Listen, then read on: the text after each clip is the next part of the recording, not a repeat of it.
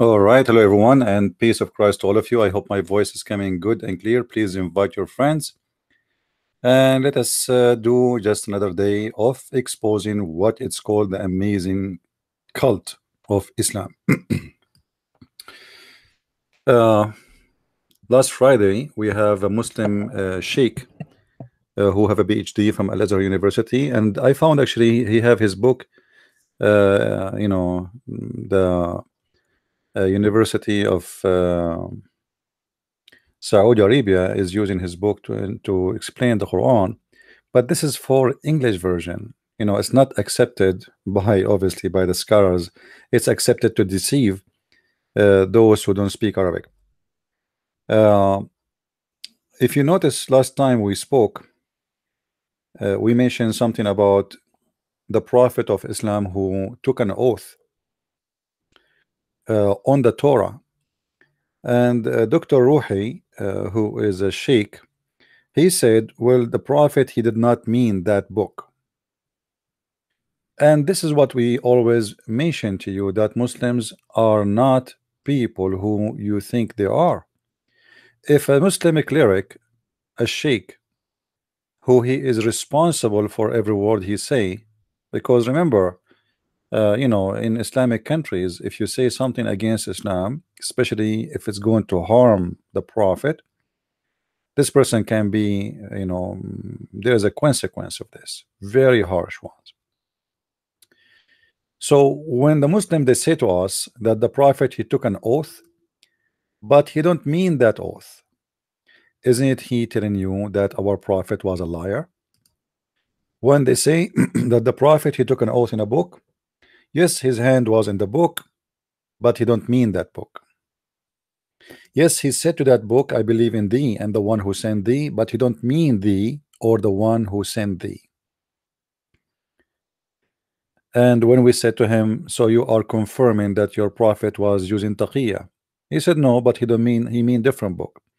Imagine I go to your court or to your place, and then I said to you, okay, bring me your Bible or your Quran, and then I put my hand on it and I place my hand there, and I say I believe in thee and the one who sent thee, and then later you ask me, so you believe in the Quran? I say no, I meant something else. Obviously this is nothing but a deception, and Islam is based on deception, and this is why my book is called The Deception of Allah. So when we named the book The Deception of Allah, it was not for no reason. It was for a very strong reason. For this is a cult based on deception. The Prophet of Islam himself, as we showed you, and the scholars of Islam, they accepted that their Prophet was lying when he took an oath. And he was taking an oath voluntarily, like not somebody forcing him to want to kill him. So he took an oath just to protect himself from something. No. Uh, so when the Muslims try to defend their prophet and bringing us very funny, stupid, excuses, I find it hilarious. And when we say to them about the Torah and the Bible, the Sheikh, he said, oh, Allah did not send the Torah and the Bible, but the Quran confirmed that Allah he sent the Torah and the Bible. By the way, we don't agree with them that the Torah and the Bible is coming from Allah anyway. Thank you very much for saying that. But imagine how much terrified they are now to say that yes, it's sent by Allah, because the question is so clear. If this is the book of Allah, how come Allah could not protect it? And if Allah he sent a message to Isa, where is this message of Isa? It doesn't matter if you say it's the Torah or the gospel or it's not. Where is the message of Isa? Where is the message of Musa? What kind of God he sent messages and he could not protect or it even recover his message? This God obviously is suffering from issues. Please invite your friends. I don't see many people here. Maybe Monday is not a good day. I thought most of you work in a haircut business. Where is everybody? All right. So today we have a topic which is why the Quran says ask not questions. The Muslim they start giving you excuses saying, oh, some silly people they start asking questions. Oh, some silly people they start saying things, asking the Prophet, what will happen to my parent tomorrow? What will happen to my mom tomorrow?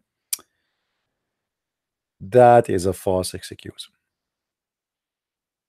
You see, here the verse saying it clearly that those answers, if he answer you, will make you lose your faith.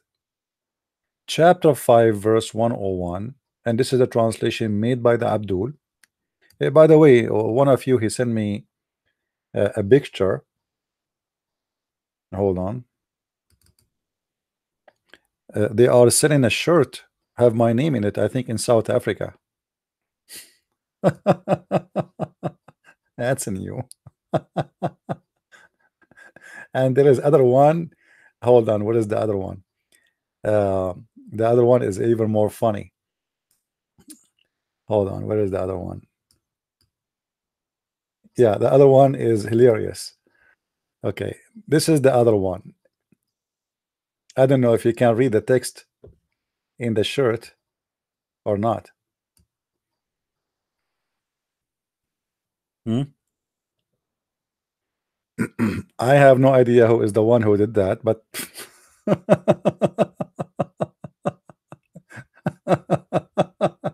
it was a very, and when I saw that's like what I said to myself, what the heck?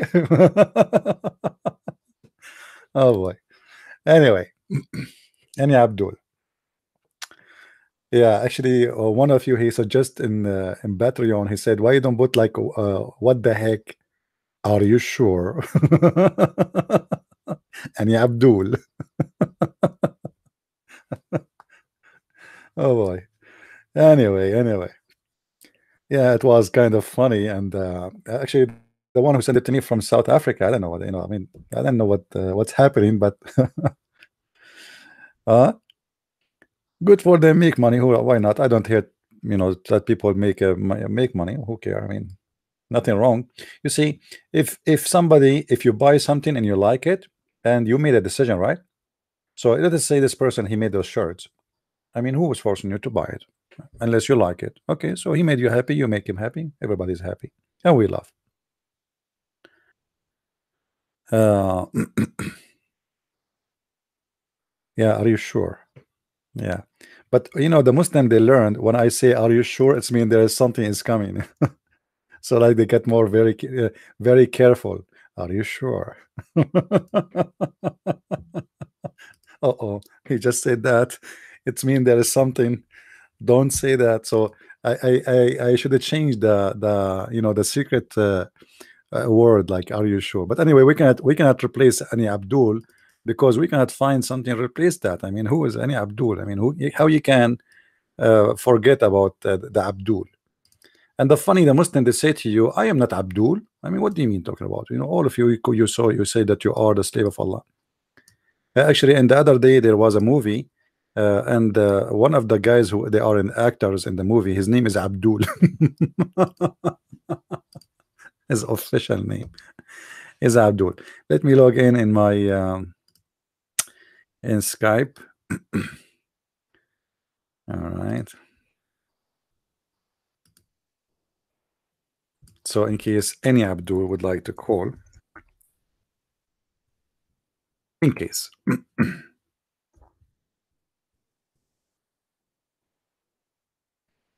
Anyway, guys, just to remind you, for those who got my book, the deception,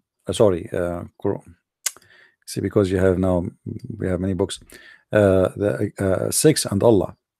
If you did read the book, not only have it, don't forget please to make a review of the book, of volume number 1 and volume number 2, if you finish both, or if you finish one, do whatever you finished. The review is very important, and be sure to have an honest review. We don't do what the Muslims do. Say what you like, say what you don't like. Same for those who have my other books, and you did not make a review. Please, will not take you too long to make a review in Amazon. Doesn't matter what language you have my book in, if you have it in French or in German or etc. And you know, actually, I appreciate it if you guys, those who speak French and those who speak German and those who speak Dutch and speak Swedish, if you can tell your friends about my books in those languages, because as you know, all the people who come here, they are people who speak English, but for sure between you, some people who speak other languages, and they can help us to tell people about our books, and we appreciate that. Now we go back to our topic. Any Abdul, if we go to the Quran and we read together the following verse: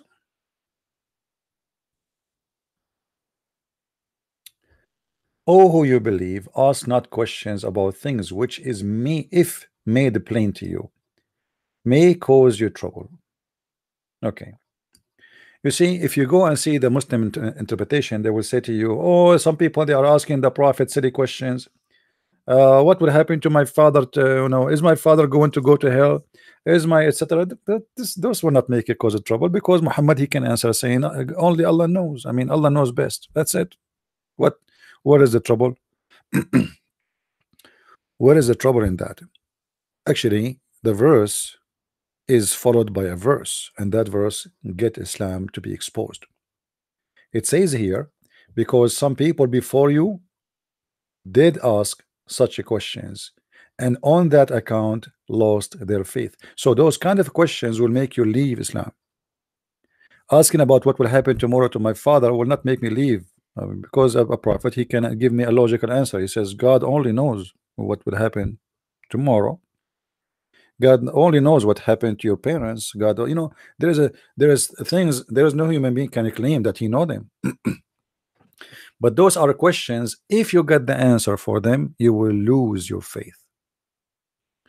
You will be in trouble. So why those questions will make a person in trouble? As you see, any question we give about Islam, no Muslim can answer it.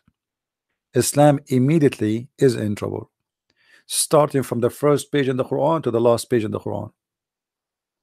And I challenge any Muslim to choose for me a page in the Quran is not going to put the Quran in trouble and the author of the Quran in trouble.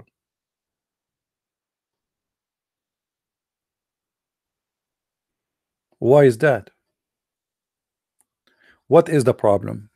Why this prophet, he is giving a verse from his God saying shut them up, don't let them ask questions. You see, in different verse in the Quran, Muhammad, when people they start asking him questions, questioning him, he considered them silly people. In Arabic, he called them as-sufaha.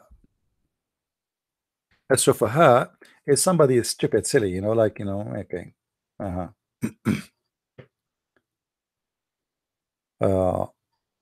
And look like this was an accusation between both the Muslims and non-Muslims. So in chapter 2 verse 13, when Muhammad he said to them, believe in Islam, they say, are we going to believe the same as those silly stupid ones, the fool ones? So the Arab at the time of Muhammad, they called the ones who believe in Islam a fool, as you see in the Quran in front of you. The one who believe in Islam in a fool. Muhammad in respond, he come with the verse using the same statement. In chapter 2 verse number 142, when the Arabs start making fun of the madman Muhammad, because this guy one day he pray toward the, Jerusalem, the second day he pray toward Mecca. I mean, which day, which direction is your direction? Is the Kaaba is the holy? Is it Jerusalem is the so the fool among the people will say, what has turned them from the Qibla to which they were to use to pray? Say to Allah belong both east and west. Okay, question. If to Allah belong the east and the west, why you are praying to the south?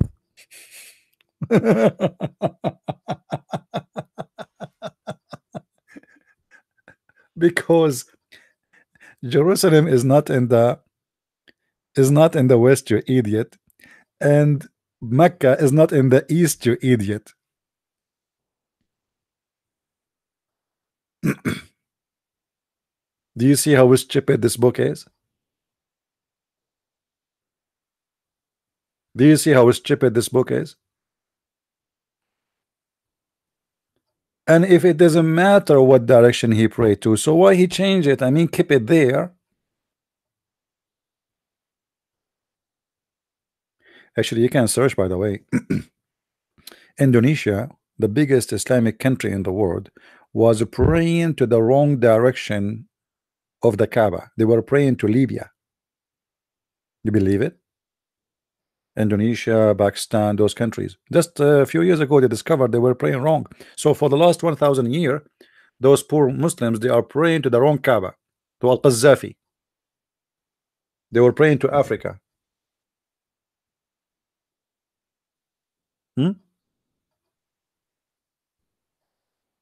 The Christians play part of forming Islam. Everybody there play part. Muhammad is just trying to adjust himself. Muhammad is the same as a lizard. You know those lizards who change their color when they walk in a rock? Muhammad is this kind. When he's the same as Obama. Obama, between the Jew, he wear the hat of the Jew. He pray in the front of the wall of the Jew, in the temple of the Jew. He write a paper for in the temple wall. When he speak to the Christians, he praise the Bible, and when he speak to the atheist, he make fun of the Bible. When he speak to the Muslims, he's a Muslim. Muhammad is exactly Obama. He is a lizard, chameleon, whatever you call it. So this person have no color. He change, he adopt. You remember the story of the satanic verses? The satanic verses, it's what? It's Muhammad was praying between a bunch of Arab who praise the three daughters of Allah. He thought nobody will know what he was doing. So he bowed down to them and he prayed. When he was reciting the chapter of An-Najm, he inserted a sentence saying that the three daughters of Allah, their intercession is a must and we need to pray for them. And then he bowed down, and the infidels, supposedly, they bowed down with him. The news spread, and Muhammad now in trouble because he been exposed. He got busted because people start saying how he was saying yesterday that this should not be happening, and today he is praising them and praying for them. So Muhammad, he claimed that Allah, he will take those verses from his mouth because Shaitan, he put them there. It's not me, Shaitan. No. So here the Arabs start making fun of Muhammad for this guy. He changed his direction. And you know, imagine here, by the way, like west and east, west and east. If we open the map, how in the world Allah he come with this? Let me show you. I don't want to open the map, but you are forcing me, guys. Sorry. I mean, any Abdul. Maybe I should open Google Earth. I don't know. Hold on. Stupidity is amazing.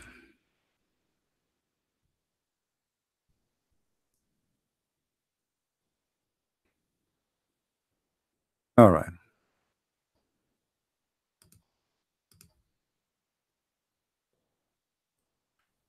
We will try to zoom in because if I open, Google Earth, it takes too much memory and slow the internet. All right, guys, this is Muhammad. This is Muhammad. Let us close this thing here.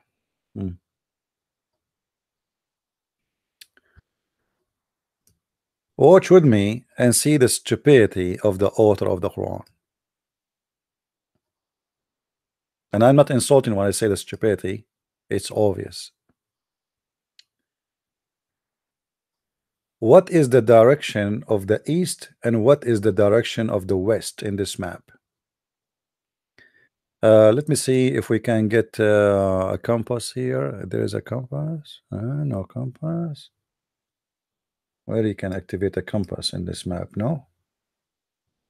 Maybe we need to use Google. But anyway, the issue is very simple. Me myself, I am from the Middle East, and we know how the map is. This is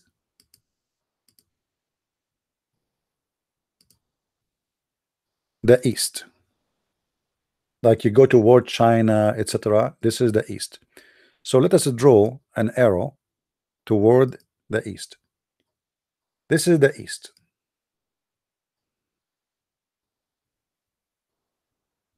You can be here, you can be here, it doesn't matter. You are, like there is a southeast, there is a northeast, but exactly the east is this one.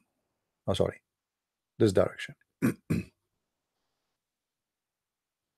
So if you are in this point, and Muhammad here is in the city of Al-Madinah. Let us zoom out of the map a little bit. He is in a city of Al-Madinah.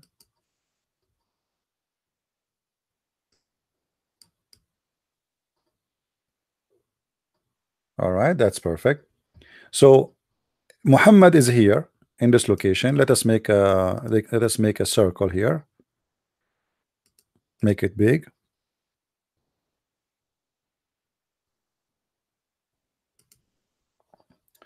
Muhammad is here.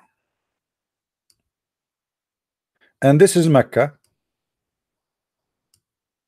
And this is Jerusalem.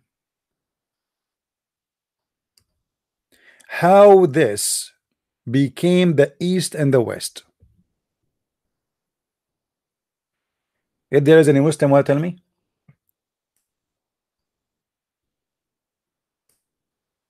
This is the east. And this is the west. Sorry, we need to make the arrow go there.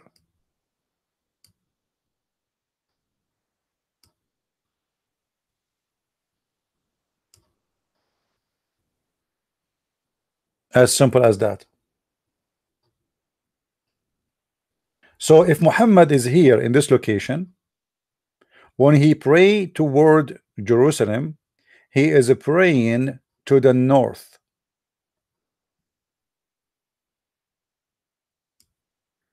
If he is praying toward Mecca, he is praying to, let us say, south, not exactly south, like south, a little bit southwest.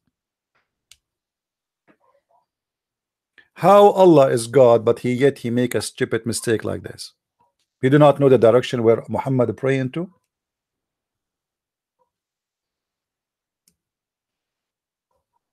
Do we have any Abdul in the text?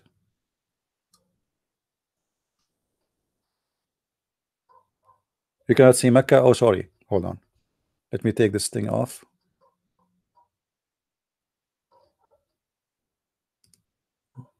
Even the dog is saying I cannot see Mecca. I heard him from outside. You see it now? So how Allah he says that for him he is the he pray to the west or to the east doesn't matter. He is not praying neither to the east or the west.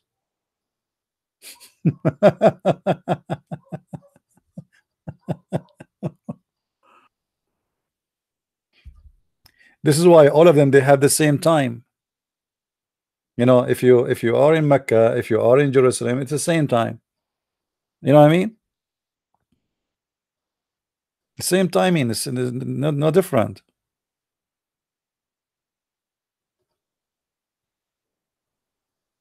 So here you will see a very clear mistake. However, the Arab at the time of Muhammad, they were making fun of him because obviously this guy is very silly and very stupid. If he is a person who is praying to his God and his God told him to pray to Jerusalem, what make you pray now to the Kaaba? Was it the Kaaba, or the Kaaba was always the pray place for the pagan before Islam? So why Muhammad he changed direction? Very simple. For years Muhammad was trying to convince the Jews that he is a Jew like them. The same he tried to convert the Christians to say to them, I am a Christian prophet like you. I believe in Isa. But when he gave up, that neither the Christians, neither the Jews will accept him as a prophet. So what is the need of Jerusalem? The Jews rejected me. The Christians rejected me.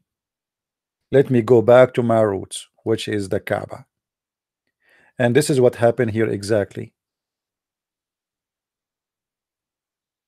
he changed direction,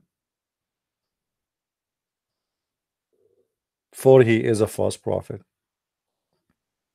And if the verse in the Quran is telling the truth, we have a guy, his name Clark.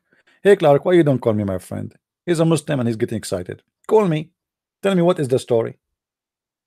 Actually, the one who changed the direction of the Kaaba is not even Allah, is not even Muhammad. Who remember?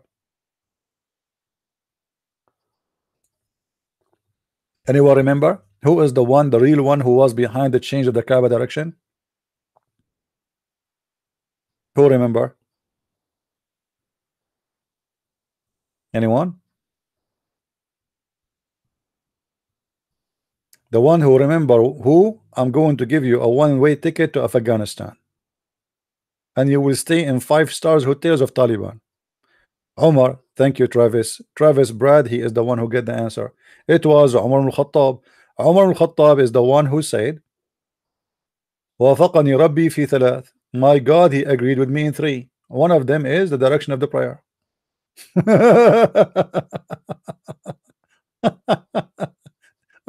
What's wrong with this religion? And this guy is saying to me, liar. Hello? Are you sure? Are you sure I am the liar? Okay, here we go. This is my challenge for you. As long you are accusing me to be the liar. Any Abdul? Any Abdul would like to call?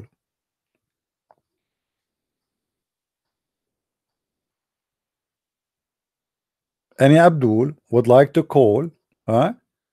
And get me busted? I mean,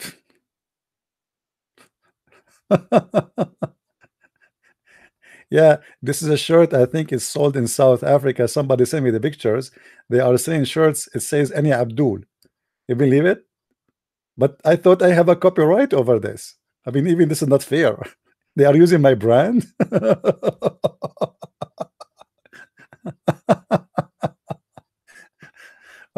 Honestly, when I open my Facebook and I look at this, I was laughing, like dying from laughing. Like, what the? Oh boy. All right. Are you an Egyptian? Look, guys, look what we are talking about. Look what the Muslims talking about. Are you an Egyptian?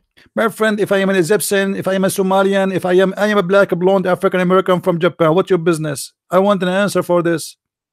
What kind of God? He says he is the Lord of the East and the West. It doesn't matter what direction you pray to, but Muhammad is not praying neither to the West and neither to the East. And why Muhammad he keep changing direction? What's the problem?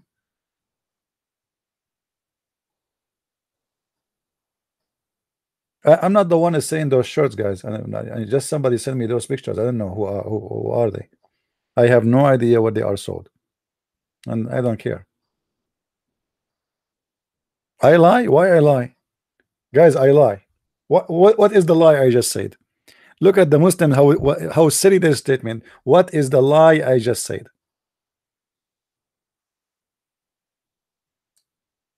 Hmm? Tell me. Why you don't call me right now and get me busted with the lie? What do you say? Are you willing to call me? Hmm? Hmm. Okay, potato. We continue. Then we go. The Arab making fun of Muhammad and his religion. It's not what the Muslim they say to us. Do you remember the Muslim they say to you that the Arab they were amazed of Muhammad Quran, amazed of the Prophet? They are calling him silly and fool, the one who believe in Muhammad. Do you see it? And they have reasons. This guy is a madman. He keeps changing direction of the prayer. I challenge the Muslims to tell me why he was praying to Jerusalem. Give me a reason. What is in Jerusalem? His God? What is that?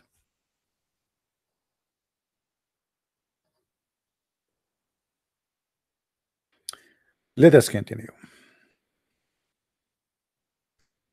Then we go to different verse, and we will find Uh,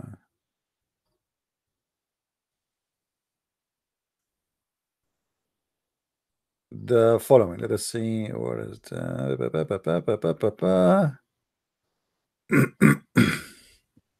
right.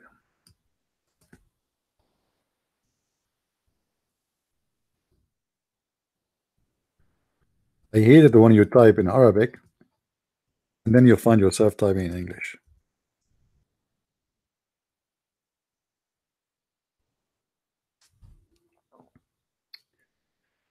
In chapter 4, verse 140 in the Quran, it says that already has he sent you the word in the book. What a book? Muhammad never received a book. Since when? When you hear the signs of Allah held in the defense and ridicule, you are not to sit with them unless they turn to a different topic. So Allah is saying to the Muslims, when somebody like Christian Prince start getting Islam busted, don't sit with them until they change the topic. If they start talking about hummus, falafel, you sit with them. As long they are laughing at the stupidity of your prophet, you don't sit with them. Is that true? Is that true, Muslims? They excuse you, or they are making fun of your prophet. They are making fun. That's mean they are accusing your prophet. Why you want to run? Answer them. Why you don't answer them? Why you don't answer them? Somebody is saying your prophet is false. Answer him. If somebody said to me your Bible is corrupt, I'm just going to leave. No. Your Jesus killed himself. I'm going to leave. No. Maybe he's mocking. So what? Answer him. But because you Muslims have no answer, your God have no answer, Muhammad have no answer, and let me prove it to you. Anyone remember when the Christians they challenged Muhammad? They came all the way from Ethiopia. The Christians from Ethiopia, they came all the way from there to debate Muhammad. Anyone remember what Muhammad did to escape the debate? Who remember? In chapter 3, verse 61, the Christians they came to Muhammad challenging him to debate. He said, Allah told me in the dispute of this matter with thee, with this matter about what? About Jesus. I mean, those guys are not making fun. They are bishops. They are not just anyone's. They are the real Christians, the scholars. And look at the coward what he did. If anyone dispute in this matter with thee, now after full knowledge has come to thee, full knowledge, but you cannot answer them. I mean, the full knowledge came to him, but yet he cannot answer a question. Say, come, let us together, our sons and your sons, our women and your women, ourself and yourself. Da, da, da, da, da, da, da, da, da, da. I mean, what the heck? This is a prophet of God, and this is God talking. This is how you want to refute somebody. When you hear the beginning says bring and come, you will think he is inviting them for a debate. You know what I mean? You might think that this guy, oh, okay, it's getting hot now. The prophet is going to start a debate with those Christians. Yeah. No, my friend, the coward, he will not debate them. He is inviting them for a cursing party. Have you ever heard of a prophet do such a thing? Cursing party?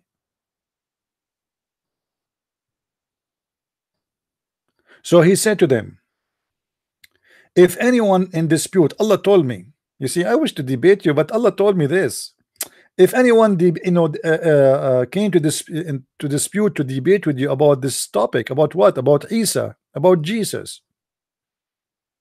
After the knowledge come to thee, he have the knowledge, but he have no answers. Tell them, come, come, come to daddy. Let us gather together, our sons and your sons. But those are bishop, they are not even married. You see how stupid Allah is? Those who came to Muhammad, they are bishops, they don't get married, they don't have a wife, they don't have kids, they are monks. Our women and your women, you idiot, you don't have women. Ourself and yourself, how many are you, Muhammad? Ourself and yourself? And then let earnestly pray and invoke the curse of Allah in the one who do lie.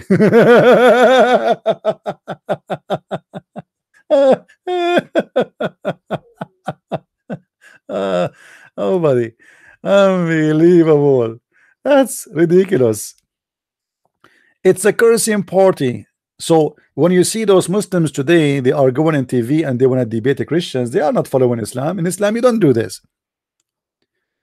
If we have Shabir Ali debating, let us say Sham Shamoun, Shabir Ali will take the mic, he will say, may Allah cut my nose and step in my toes if I'm lying. Your turn. And then Sam Shamoun, he told the mic, he say, may Allah make my hair grow like a tree, like a row, if I'm lying. Your turn. Then Shabir Ali, he take the mic, he say, may Allah make me look like Christian Prince right now, if I'm lying. Your turn. Then Sam Shamoun, he take the mic. Okay, may Allah make me suffer from diarrhea if I am lying. Your turn. I mean, what the heck with this party? This is a debate of Allah. This is after Muhammad received the knowledge. We do this. So what the knowledge for?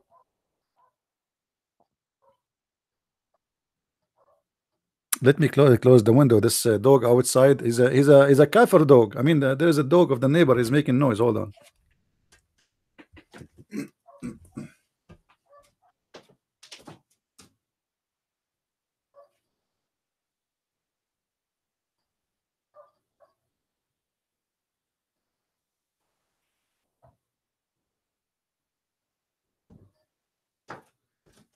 Okay, this is better. This is better. So, any Muslim here want to tell us how smart this debate? I mean, this is fantastic, man. Your God is a genius. This is how we debate. And just to show you how stupid this logic here. Anyone remember? Anyone notice here something wrong in this verse? Something very wrong and very stupid. Additional to invite yourself and ourself and your baby and my baby and your wives and my wives. I don't have wives, so what I will do now? I don't have kids, what I would do? Anyone notice something very stupid in this verse? Extremely stupid. Anyone? There is something very stupid in this verse, especially in the last part of it. Anyone notice?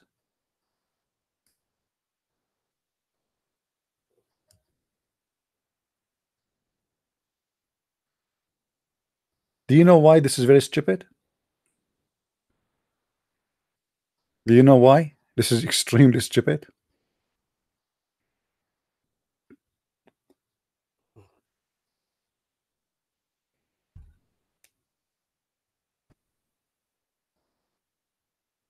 First of all, if a Hindu is debating me and he says to me he believes in his God, whatever his God is, he's not lying. Correct? This is his belief. You know what I mean? If a Jewish guy who don't believe in Jesus said Jesus is not God, he is not lying. He is wrong, according to me. If I say to him Jesus is God, I am not lying. I am wrong according to him. So the idea of lying is proving that Muhammad is a scam, for he is a liar. He think everybody else is a liar. He knew exactly what they are coming for to get him busted, that he's a liar. Otherwise, this should not be a debate about who is lying, or let us say cursing party, because simply those people who believe in what they believe, they are monks. They are not people in the street, a bunch of kids. Those are decent people. They reserve their life to God. So what lying is about here? But because Islam teach every person to be a liar, as we have the Sheikh yesterday, Saturday, remember? He have no problem to lie. He was lying left and right, all the way. I show him the hadith, he says something else. I show him the tafsir, he don't accept the tafsir. I show him the scholar, he said on the scholars they are wrong. You know that we have a new tafsir for the Quran now. So they have no shame to lie. And because Muhammad is a liar, he was speaking about lying. Same time, what kind of God? This God, he will curse the liar only if he invoke him.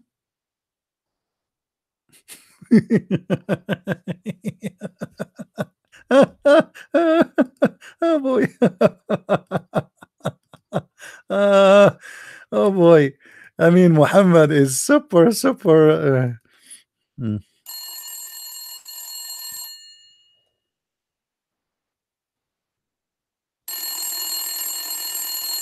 Hello.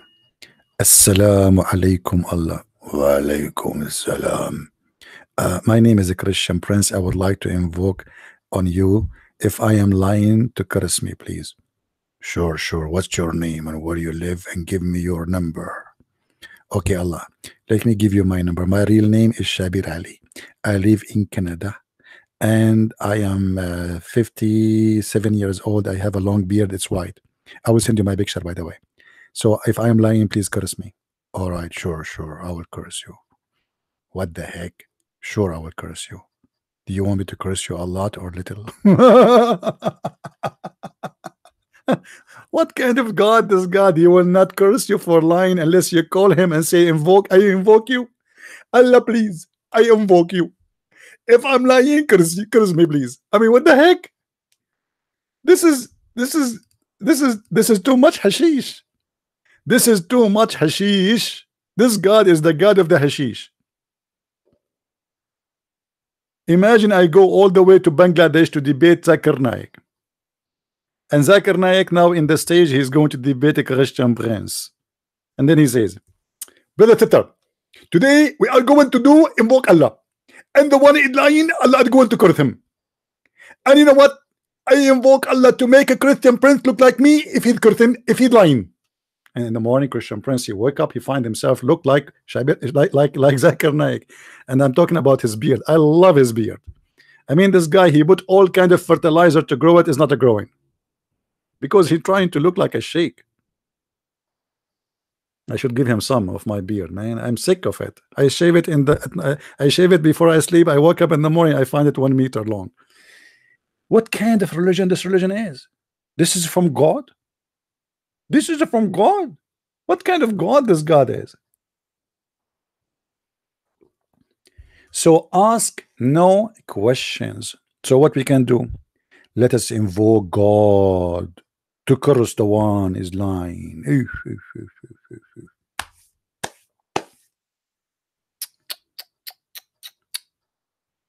And what if the other party don't want to invoke Allah to curse him if he is lying? Allah will not curse him?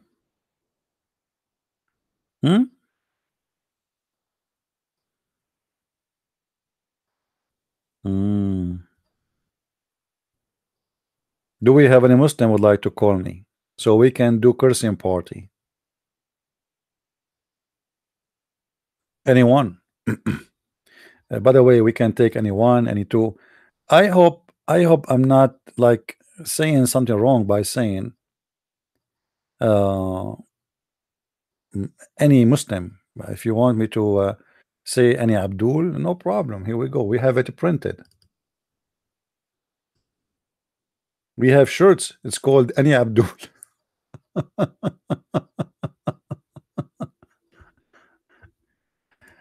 You see, the Muslims, they love to debate you as long you know nothing.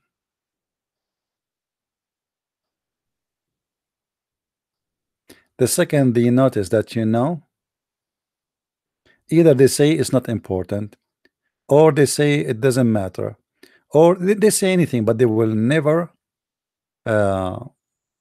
answer.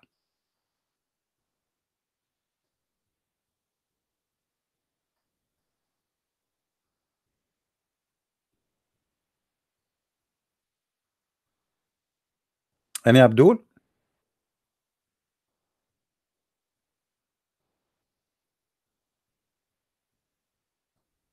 Who is Abdul?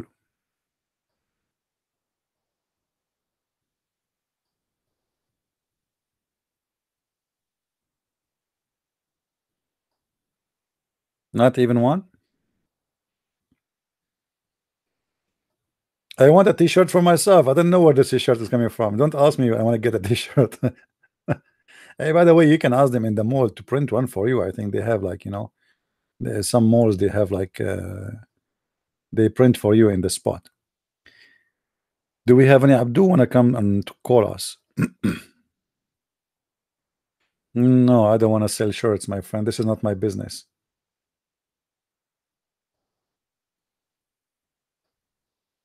Anyone? Well, this is God debating, cursing.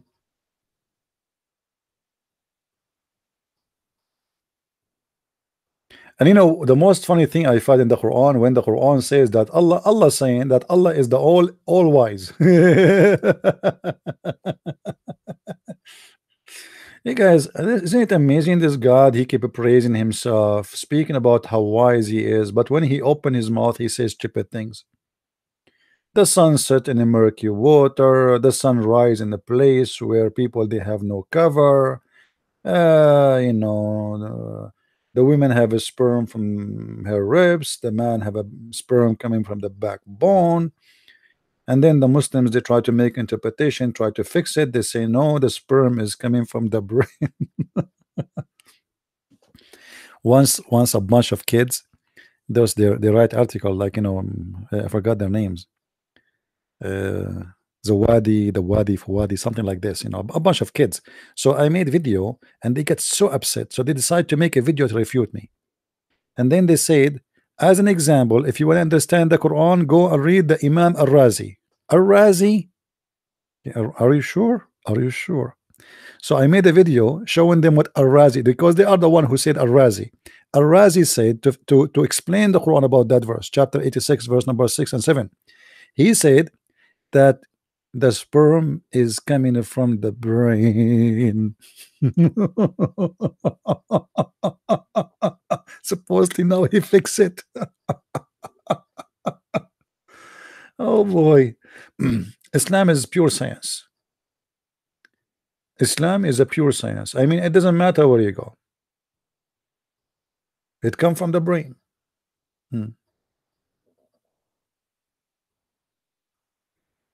Do we have any brain here? I mean, any Muslim here have a brain?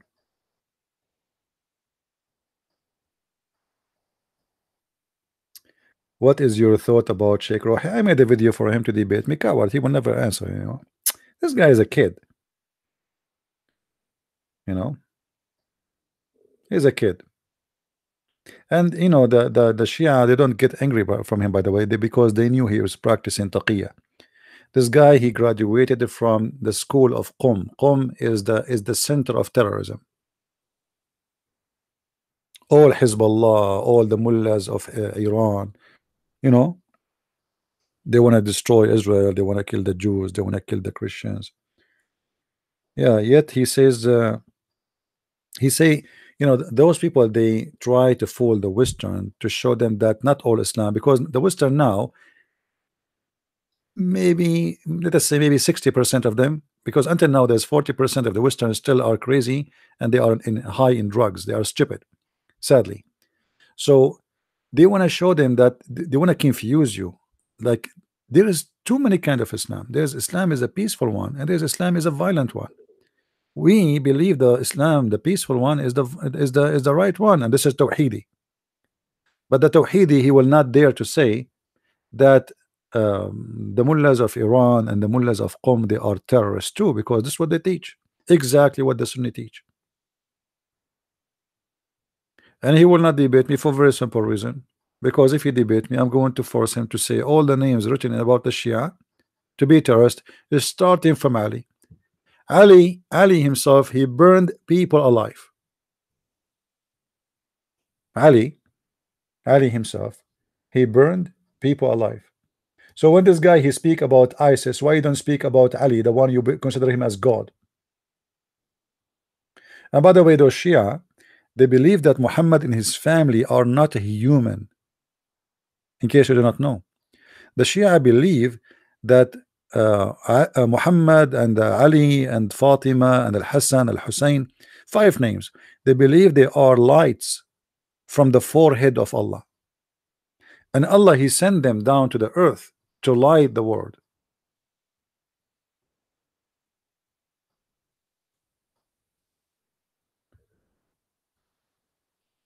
If we go to the hadith,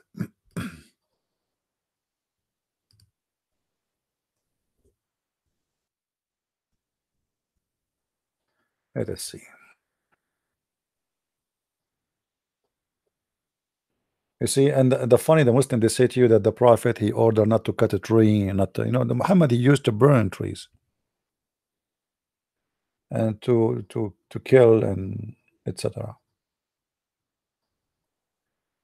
Let us see.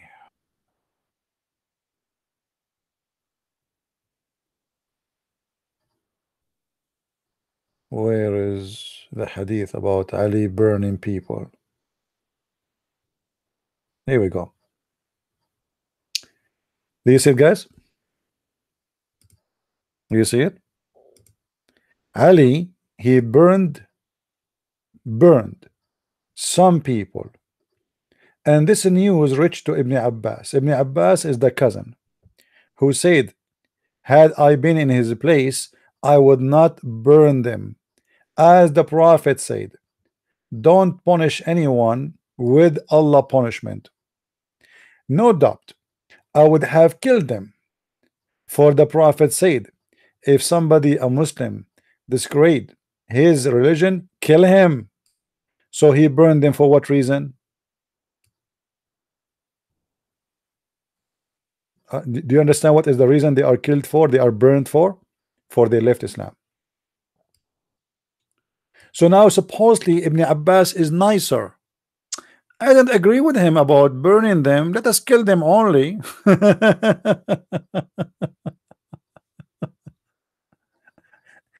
Can Ruhi, what his name, the Imam Tawhidi Potato, can he say that Ali is a scumbag, he's a criminal too?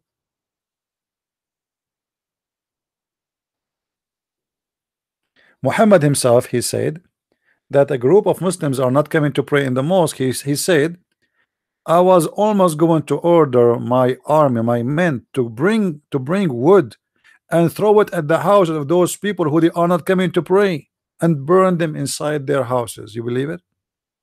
Muhammad is the one who started this idea.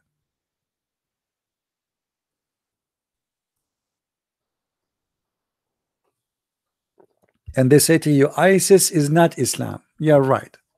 But name for me one thing ISIS did, Islam did not teach. The truth is, not even a single behavior done by ISIS is not Islamic. ISIS are people who they are following the true Islam. This is the truth. And in the world today, everything is upside down. The media, because you see, it's not for the benefit of the Western countries to accept the fact that this is Islam. They don't want to believe that, because that will be a problem. Then what we would do with the Muslims? So they try to provide you an image does not exist, fooling you, fooling themselves. Are you telling me that the CIA or the intelligence of England, they do not know that this is Islam? No way. Are you telling me that the president of France, he did not get a report from his intelligence for to study what this cult is about? There's no way. I mean, we are in the age of computers. You can get books in a second. You will not find one act ISIS do in any of their videos without quoting what Allah said. And some people will say to you, oh, they are misquoting. My friend, Saudi Arabia, the government you accept now as a friend to you, they practice exactly what ISIS do. Until now, they do stoning, they cut hands, they crucify people, and they behead people. Until now, legally, officially. Why you are a bunch of liars, Western government? You don't dare to say the truth. How many of you cut relationship with Saudi Arabia? None. None. How many of you cut relationship with the president of Syria, who is a dictator? I agree. He's a criminal. I agree. But at least this guy, he don't care for Islam. Women, they can go and join the army if they want. They can be a police. She can be a doctor. She can be an engineer. She can drive a car. She can wear a bikini. How come they cut the relationship with this guy? You see, if you notice what's happening in the Middle East, the Western, they have a plan, and the plan is to conquer any country, have a secular government, one after one. They get rid of Saddam Hussein. Saddam Hussein was a secular. No, when Saddam Hussein there, who dare to say I am ISIS or Muslim Brotherhood? Nobody there. Al-Qaddafi is the same. Al-Qaddafi, he don't want the Quran. He have his green book. He have his own Quran. One after one. They are trying to replace all the seculars government, and then this exactly did the same in Egypt. In Egypt, they have Hosni Mubarak. He's a secular president. They replace him with who? The Muslims Brotherhood. All of this done by the help of Obama. Let me answer this guy. Hello. Hello, how are you? I'm fine. Who is talking to me? Please mute your YouTube. Wait. All right. Who is talking to me, please? My name is Ali, and I want to challenge you if you could read the verse from the Bible. Why you want to challenge me to read a verse from the Bible? What about read a verse from the Quran? No, what about reading the verse from the Bible if you have balls? What if I don't have balls? That will make a difference for you? Do you have balls yourself? Do you have balls yourself? I am just asking you to read. I'm asking you, do you have balls yourself? Do you have balls yourself?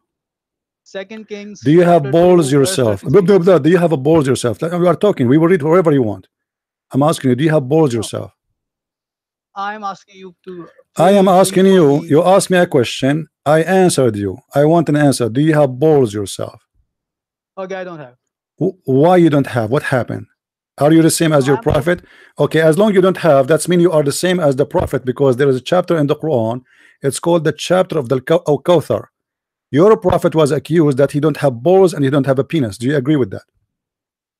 Can you please read 2 Kings? You can read for me, no problem. But you need to answer me. Is it true that the Quran says that the prophet had no balls? Is it true? I will answer you. Is it true that your prophet was accused that he have no balls? Yes or no? I will answer your question. Well, here we go. You are the one who mentioned balls. Obviously, you are trying to change the topic. I first asked about 2 Kings. You can okay, read for me 2 King. Oh, go ahead, but you need to answer me. Go ahead. What 2 King says? 2 Kings chapter 2 verse 23. So read it for us. If you have the correct, yeah. Read it for us. Open in front of the screen. Well, first, Abdul, when I say to somebody, listen, Abdul, when I change a Muslim, I read for you what I am saying. Read it for us, and let us laugh. No, open on the screen. We will open in the screen. 2 King what? 2 Kings chapter 2 verse 23. Open it. Okay. Why are you afraid? All right. And you will read it for us?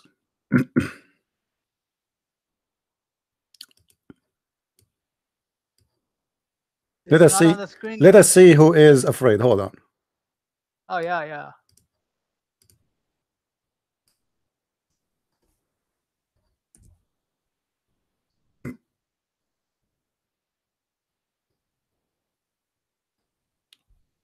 All right, read.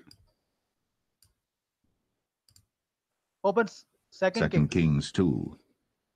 And it came to pass, when the Lord would take up Elijah into heaven by a whirlwind, that Elijah went with Elisha from Gilgal. Verse what? And Elijah said unto Elisha, no worry, we'll read it all. For the Lord hath sent me to Bethel.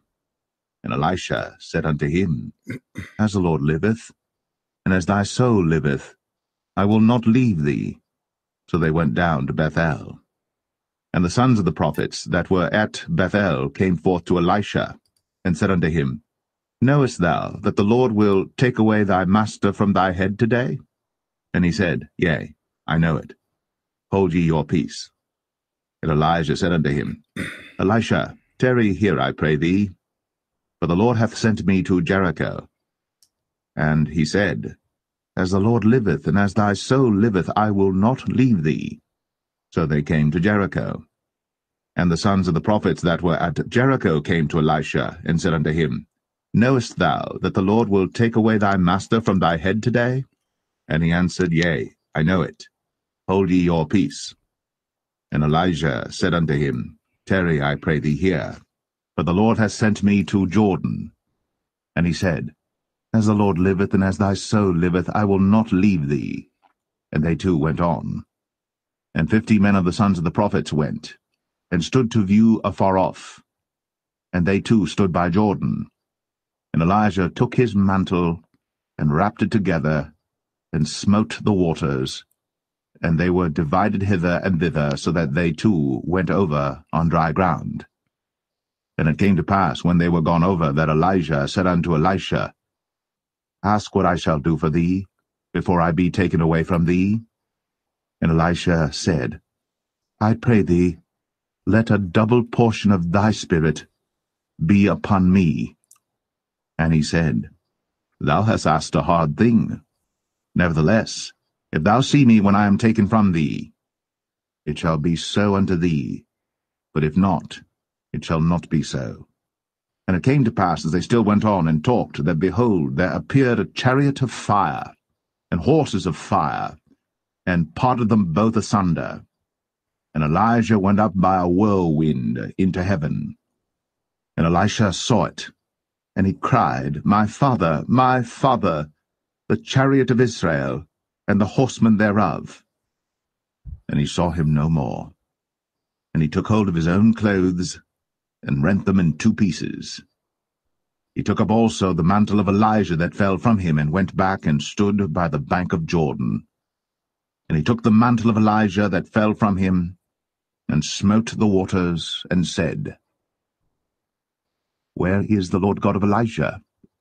And when he also had smitten the waters, they parted hither and thither, and Elisha went over. And when the sons of the prophets which were to view at Jericho saw him, they said, The spirit of Elijah doth rest on Elisha. And they came to meet him, and bowed themselves to the ground before him. Listen, Abdul, listen, They said unto they laugh him, at you. Behold now, there be with thy servants 50 strong men. Let them go, we pray thee, and seek thy master, lest peradventure the Spirit of the Lord hath taken him up, Shut up. and cast him upon some mountain, or into some valley. And he said, Ye shall not send. And when they urged him till he was ashamed, he said, Send.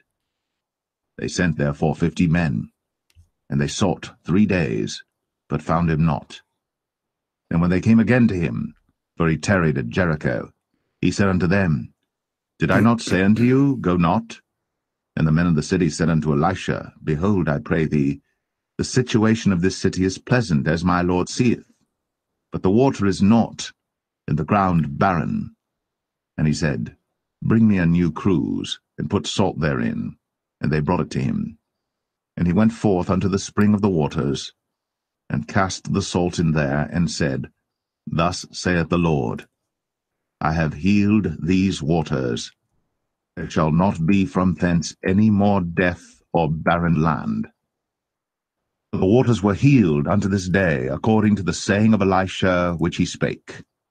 And he went up from thence unto Bethel. As he was going up by the way, there came forth little children out of the city, and mocked him, and said unto him, Go up, thou bald head, go up, thou bald head. And he turned back, and looked on them, and cursed them in the name of the Lord.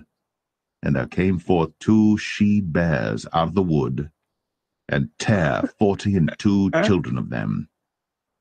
And he went from thence to Mount Carmel. Why you are laughing, Abdul? You see, the verse you gave me is a proof that Elijah is a prophet of God. Your God, he cursed the Christian, the Jews, and they never die. He Okay, cursed us. Listen, so listen. he was Let called me show God, and everybody. then the Let me show bears came and everybody. killed him. You see, I just showed you. I made you listen to the whole chapter, and you were doomed for listening because the devil inside you was hurting you. You could not shut up your mouth. Look what happened, guys. He is making fun of Elijah. Elijah did not kill anyone. He cursed them for insulting. And the Bible speaks clearly in the Old Testament that those who So insult this is a shut loving up, shut God. up, shut up. Those who insult Loving their God. parents should be put to death. This is the punishment. Jesus loves you. Shut up, shut up, Jesus shut up, loves shut up, shut up, bears. shut up, shut up, shut up, shut up. While your God Allah in the Quran, he threatened the Christians. If they don't believe in Islam, Allah is going to make their faces without nose and without eyes. And we don't believe in Islam, and nothing happened like this until now. For your God is a false God. Is that true? Okay, so who killed the babies? Who killed the babies? God. Who killed the babies? God. In Bible. In God. Bible. God. And God killed the baby in your Quran too. Isn't it he who killed in the time of Noah, you idiot? You are an idiot. Isn't you who believe in the flood of Noah? Do you believe in the flood of Noah or not? You believe. Do you believe in the flood of Noah or not? Yes or no? Yes or no? Guys, look with me. This guy, let us talk about the curse. This is a prophet of God. He cursed, and what happened? That his curse always been answered by God. This is the God of Islam, chapter 4, verse number 47. The stupid God of Islam is cursing the Christians, saying, if you don't believe in me, I will make your faces without noses, without mouth, without eyes. And we never saw any Christians that happened to him. So what kind of God? Your God is the one who cursed the Christians. It will happen. It will happen. No, it's not going to happen. He said now you have to believe now. Read it, Abdul. Read it, Abdul. It says now. If you don't believe now.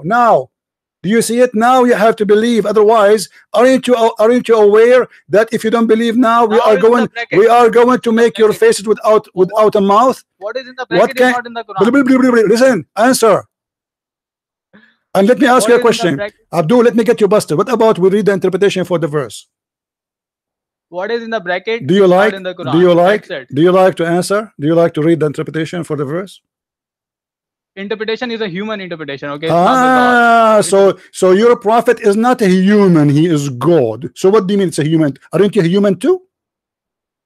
Yeah, I'm a human. So how you explain the Quran? If a human are not allowed to explain the Quran, hold on, guys. Did you hear this? Did you hear this idiot? Did you hear this idiot? A Muslim, if he is a human, is not allowed to give interpretation for the Quran. So what is the interpretation is made for? If only the one who is not a human can give interpretation. So what do you mean it's a human interpretation? Those are your Abdul, listen, what opinion? Give me your opinion. Based on interpretation is opinion. Give me an opinion is it trustworthy, not an opinion of a kid from Pakistan who do not know how to read Arabic. Do you know Arabic? No, I don't know. So then how you know that this is wrong? Do you know that how you know that the opinion of the scholars are wrong? Right away, you're a scholar, your majesty, right away you decide that this is wrong. They are fallible. They all could be wrong. Okay, then give me one you trust him. Give me one you trust. Give me a scholar you trust. Which one you want? Jalalain, Al-Qurtubi, At-Tabari. All of them, they are a scumbag like you. Yeah, shut up, get lost. This is how we get you busted Muslims. The curse of Elijah happened immediately. The curse of Allah never happened, for he is a liar. When your God, he threatened the Christians if they don't believe in Muhammad. In his time, not later. He's speaking to the Christian at that time. What, he will make their faces after they die? He called to make fun of a curse. You make fun of your parents in the Old Testament, your punishment is death. And this is a prophet for those people. So they will be put by the law to death. He did not kill them. He did not touch any of them. While you Muslims burning people alive. God he sent, God he take. The flood of Noah is in the Quran. Did Allah kill all the babies at that time? Yes. So why the Muslim don't complain? Your God, who is the one who killed the babies? Stupid idiot. Don't you Muslims believe that 2 cities in Lut, in the story of Lut and his wife, they are burned? Did Allah burn them all? Yes. You know, stupid. They don't even know what is in their books. But here actually very clear example. As long the Muslim believe that this is what happened in that verse, that the curse happened and those children they've been killed. Here we go in the front of you. And about killing children, if we go in the Quran, we will find the very verse in the Quran speaking about the prophet. His name is Al-Khidr. In the story of Al-Khidr, he was walking with Moses, and they saw a child. Chapter 18, you can read it from verse number 76 to verse number 80. Let us go and see the interpretation. He is calling me to speak about killing children. This is the point, right? Let me show you how stupid those Muslims who have no idea what is in their Quran. I never saw what any Muslim he knows what is in the Quran. And then he will say to me, this is an opinion of a scholar. So who will take your opinion, you idiot? For sure, we will take the scholars, not you. So if we go in the Quran, we will find this. In chapter 18, verse number 76, we go 76 and 80.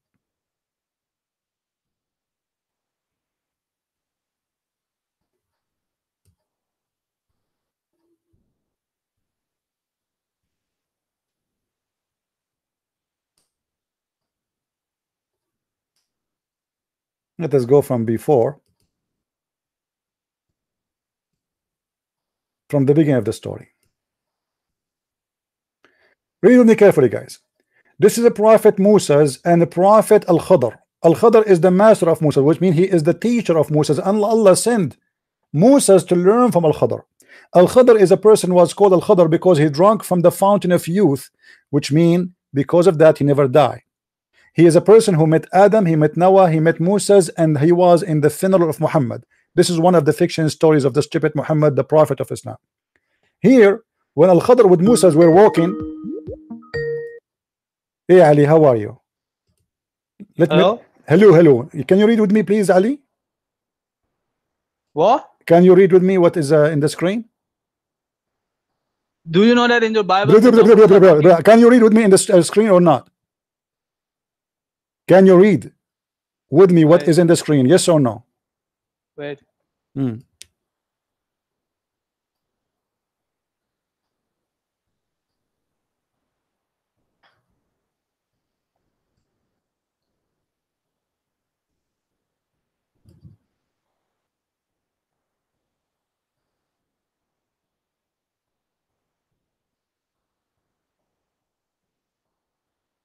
What happened? So they set off after leaving the ship. They find a boy. Read. I want to hear it. I want to hear it. Read. I told you. Why are you showing the tafsir? So what? I will show what? I will show you what? What I will show you? The verse in the front of you. Show verse. It says in the verse in the front of you, they killed a boy. Here we go. This is the verse. I'm showing the verse. What's wrong with you? Are you stupid or what? I'm showing the verse in the screen. It's in the screen. If you are a donkey, you do not know how to read. This is your problem. Listen, Abdul. Chapter 18, verse number 74. Read it for us and show and read the interpretation. Why? I will read the verse. I will not read the interpretation. Then get lost. Don't call me. I have no time for kids. Who are you to not to read the interpretation? If you don't want the interpretation, why you have interpretation? Suddenly the interpretation of the scholars. You see, if you debate Muslims, you say, oh, you have to read the interpretation. You can't give interpretation of your own. Okay, we are showing them their own interpretation. They're scholars. Suddenly their scholars are a bunch of idiots. Oh, no, I'm not going to read the interpretation. Don't read the interpretation. I read it. As if it's going to make a difference. Brother, do you know that the Bible says kill the babies? Do you know Bible? Brother, do you know? Do you know the Bible? Do you have the courage to read for me Second King, brother? Do you have the courage to read for me from Second King? Do you have the balls? Brother Theta, if you are the Christian to read it from Second King, as an example, in Second King, it said kill the babies. Prophet Elijah, he killed the babies and the other killed them. What a bunch of idiots. Elijah did not kill anyone. Look at this. Look at this. Read carefully. So they set after leaving the ship, making their way on foot until they met a boy who had not yet reached the property, playing with other boys, among whom his face was fairest. Yeah, so fairest. And he, Al-Khadr, slew him by splitting his throat with a knife while he lay down, or by tearing his head off with his hand, or by smashing his head against the wall, all which are different opinion. You see, the Muslims, they are different opinion about how he killed them. Some scholars, they say no, by a knife. Some they say no, he smashed his head. Some they say he was playing belly ball with it. And according to etc., he slew him. He used here because it indicate that his slaying took place after encounter. The response of Idha is slaughtering him like a sheep. Adha is a slaughter for sacrificing. All right.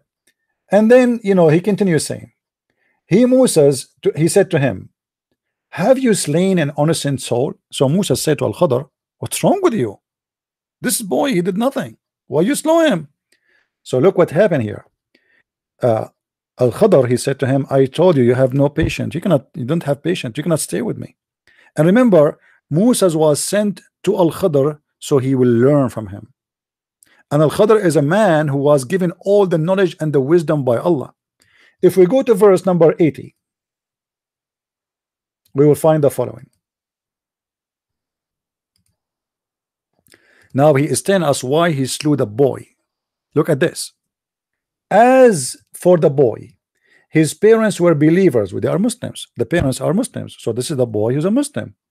And we feared lest he should overwhelm them and with insolence and disbelief, for he is described by the hadith of a Muslim. He was incredibly disposed to disbelieve, and had he lived longer, if this child he lived longer, he will leave Islam, and he will oppress his parents by leaving Islam. So what we do, we kill him. Do you see how sick this stupid religion? What is dangerous about this statement, and this is the Quran, this is not the interpretation. The Quran is saying, وَأَمَّا الْغُلَامُ فَكَانَ أَبَوَاهُ مُؤْمِنِينَ فَخَشَيْنَا أَنْ يُرْهِقُهُمَا طُغْيَانًا وَكُفْرًا. And the boy, his family, they were believers, so we feared that he was going to harass them and cause them trouble. So what we do, we kill them. He did not curse his family, he did not do anything to his parents yet. He's a boy. He fear. He look at his face, he don't like his face. So what we do, we slaughter him. And the one is talking is Allah, and the one is explaining is the scholars. And what is dangerous about this cult, that based on this, that anyone can kill anyone in the street because he is thinking that maybe when he grow, he is going to be a disbeliever. Which means Al-Khadr, he claimed that Allah told him that this person or this boy is a suspicious to him, so you better kill him. And supposedly Musa's, he was stupid for asking this question, so he was saying to him, I told you you will not bear to be with me. You're being stupid now. At the end, by the way, you will see in the chapter how Al-Khadr kicked Musa out. He failed. Musa could not graduate from the school of Al-Khadr, for he have no patience. So the Muslim Abdul is calling us to make fun of a verse in the Bible, but he is the same as the camel who do not know what he carry in the top of him. Are you guys getting the point? So what we learn from this story, and thank you for mentioning to us 2 King, that the prophet of gods in Judaism and Christianity, if they pray to God, their prayers will be answered. In Islam, your God himself, not the prophet, he said, you Christians, if you don't believe in Muhammad, we are going to make your faces without mouth, without noses, the same as we did to the people of the Sabbath. The people of the Sabbath, he did not do that at them after life. He did that to them immediately. So this was a false prophecy, false threat of a false prophet. He threatened the Christians, if you don't believe in me, Allah will make your face have no nose, no face at all, no eyes, no mouth. And we did not see anyone, a Christian, not even single one, that happened to him. And that is the difference between a prophet like Elijah and a false prophet like Muhammad. Did you get, guys? Did you get the point? Do you see the difference? This is Elijah, amazing prophet, one of the best prophets. How dare you even to laugh at this man? How dare you? Go and read about him. This is a real prophet, not a womanizer, women chaser, child molester, rapist, killer like your prophet. And this is your God. It threatens us if we don't believe in Muhammad in the time of Muhammad.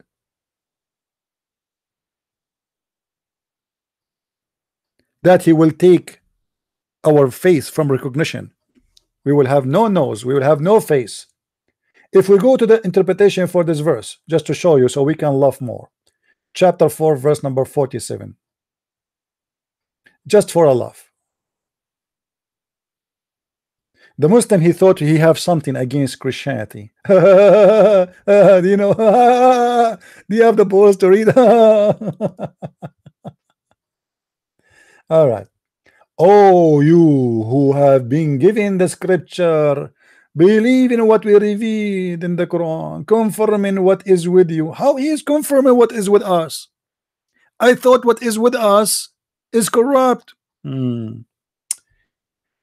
Of the Torah, before we elaborate faces, erasing the eyes and the noses and eyebrows. Like, what kind of curse this curse is? What is that? I mean, what the heck is that? He will make the human being without faces, without eyes, without nose, without mouth? Is that for real? And what is stopping Allah from doing that?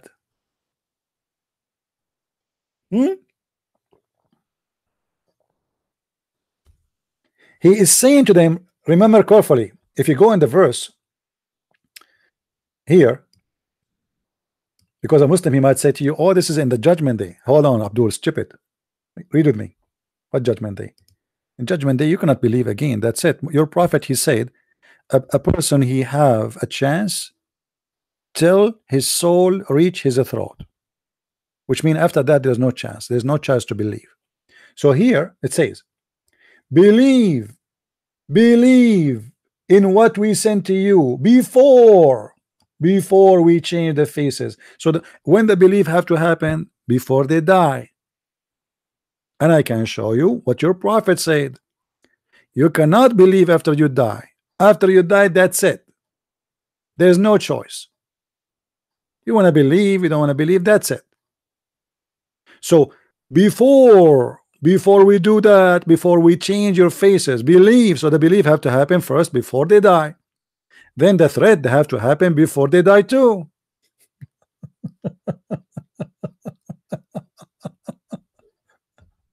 What a scam. Then he continue.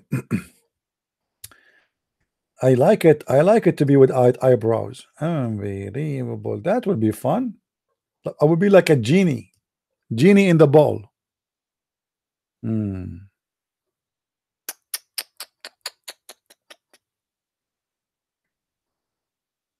them and turn them inside out. Our eyes and our nose will turn inside out. What does that mean? Guys, do you read with me?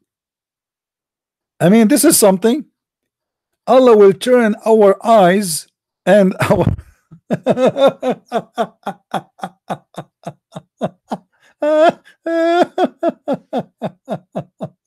Oh boy. Oh boy. Imagine, guys, your eyes is inside out and your nose is. I got the I got the idea of the eyes inside out. I did not get the idea of how to make my nose inside out. What does that mean? I will have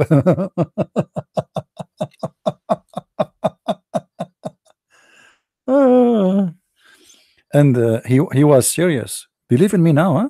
Believe in me. Otherwise, Allah is going to make your faces like this. Okay, where's Allah and where is the curse? Here we go. This is Elijah. This is Elijah. He just said, he made a prayer to God, and right away what he said come to be true. Those children, they've been punished. This is your God. He made a threat. You better believe. Now, before I take your nose out. So how you explain to me, Abdul, that you're a prophet, God cannot make his curse come true? As an example, just another example of the scam of Islam. The God of Islam, he said that those who did fishing in Saturday, Allah, he made them pigs and monkeys. How many million Jews they do fishing in Saturday these days? Can you show me one Jew? He went out for fishing in Saturday, he came back as a pig? Or only Allah, he cursed people who we never saw and no witness for the story?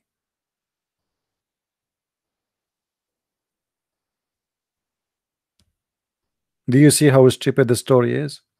And yet he said to you, do you have balls? Your prophet don't have balls. The Quran says that. If we go to the chapter of Al-Kawthar, at the end of the Quran, Muhammad, his God, he made a special chapter for his balls. A man, he accused the prophet that he cannot make babies. So Muhammad, he made a chapter saying, Allah, he gave me a river which is white like milk. White like milk? What is that? A river of sperm. A river of a sperm. Muhammad, he will get a river alone in the heaven. This river is called Al-Kawthar. Okay. And what else? Verse number 2. The whole chapter is 3 verses, guys. Imagine God, he sent a fax saying 3 sentences. فَصَلِّ لِرَبَّكَ وَانْحَرْ. So pray to your Lord and slaughter. Sacrifice. Why do you want to sacrifice? I thought Muslims should not sacrifice. Sacrifice to God for what? Huh? For what reason? Hold on. Verse number 3 is going to tell us the reason.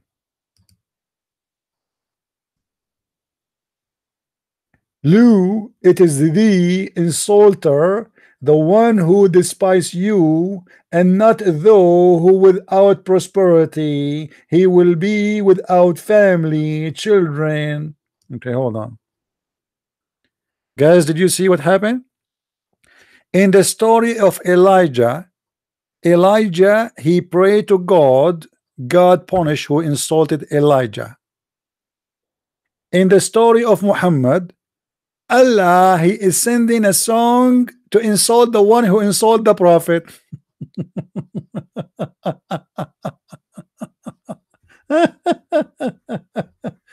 Why Allah did not punish the guy who is saying to the prophet, you cannot have babies because you don't have a penis? Is that correct, guys? Instead of Allah making this fight, street fight, like, okay, the one who insult you, he is the one who don't have a penis. This is what this verse is about. What do you mean? This guy, he have many kids. The one who made fun of Muhammad, he have a family. It's Muhammad who cannot have kids. So why Allah don't make Muhammad have kid, or at least punish that guy, make him die immediately?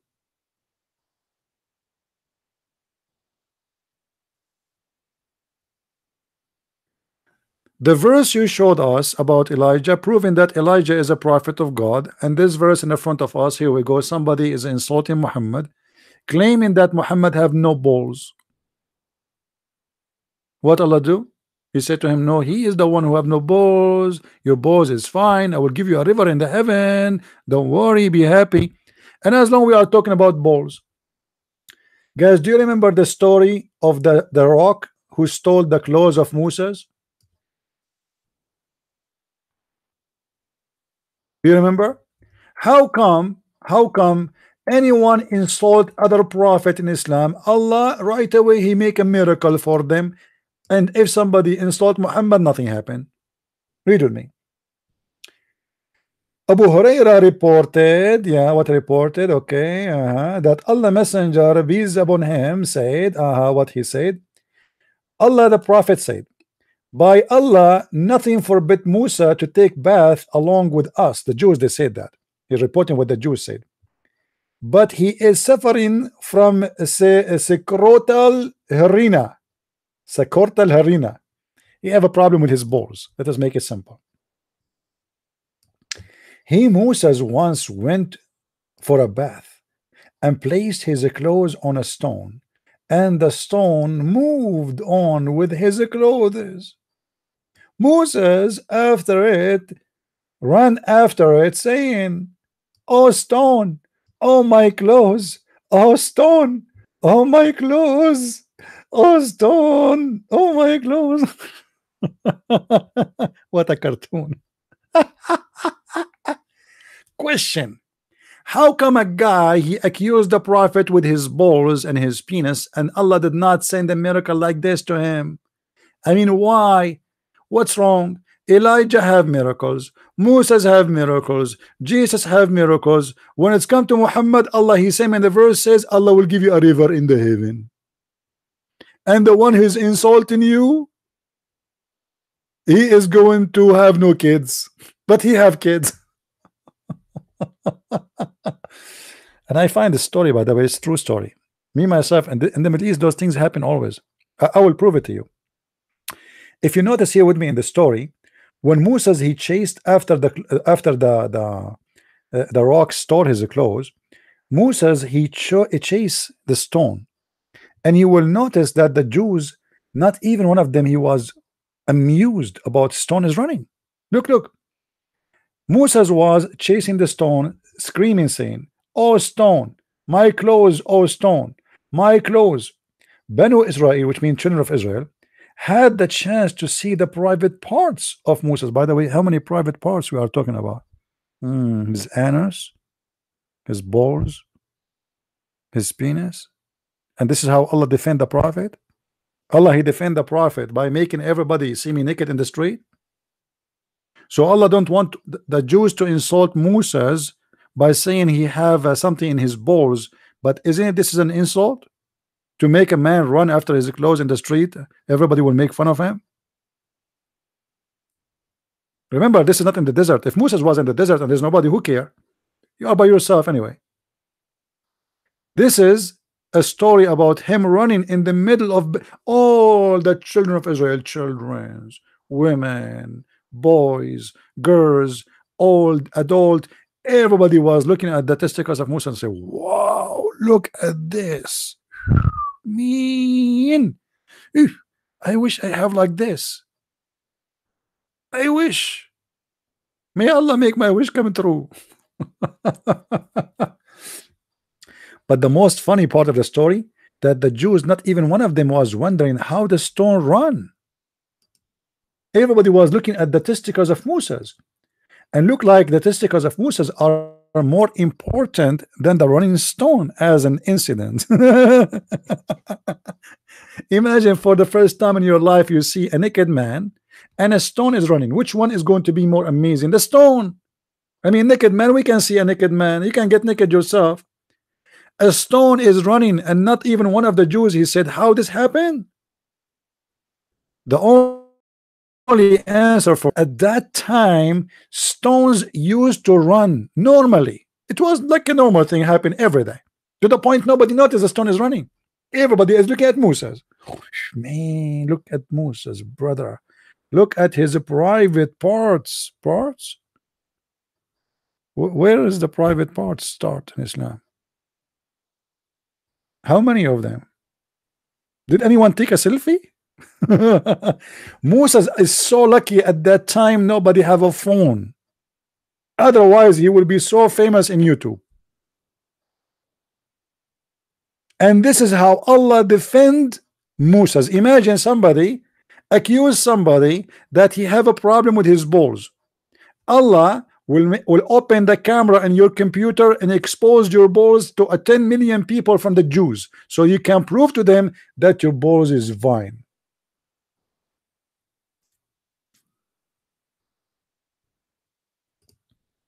This is how funny when a Muslim he called to make fun of the Bible. They don't know what is written in their books.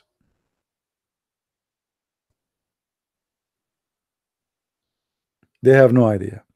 And you know, for me, I'm not going to waste time with somebody says I don't care for the scholars. You don't care for the scholars, I don't care for you. I am here to debate scholars, not kids.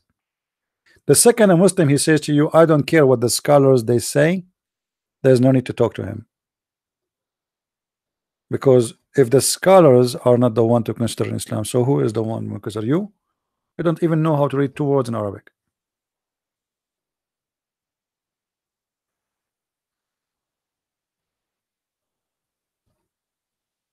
Balls. Look like we are speaking about balls for the last hour. And he is the one, by the way, you see, you Muslims, when you call me, you better be careful about what you say. You are the one who says to me, do you have balls? No, I don't have balls. Do you? Do you have balls? Do your God have a balls? Do Allah have balls? The answer is yes, and I can prove it from the Quran. Who is a Muslim right now dare to call me to prove if Allah have balls or not?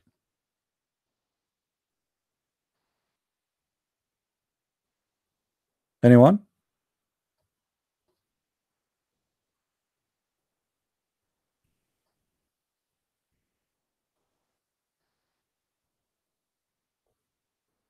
Anyone? Allah in the Quran, not only he says he can have sex, he told us he will have sex with who? He will have sex with the hur. The hur which Zakir Naik said to us, no man or no genie have sex with them. Allah will have sex with the hur. If Allah don't have balls, he will have sex with them using what? His nose?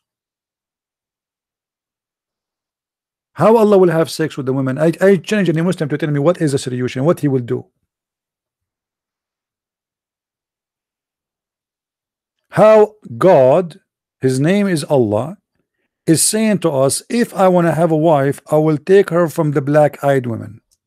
You tell me how he would do it. Both of them, they are right, balls. You are right.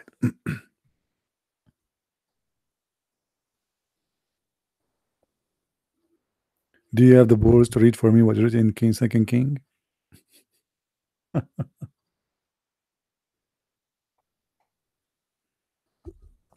You know, when the Muslims speaking about killing children, they believe in the flood of Noah. They believe in what happened to Lut, that God, he burned cities.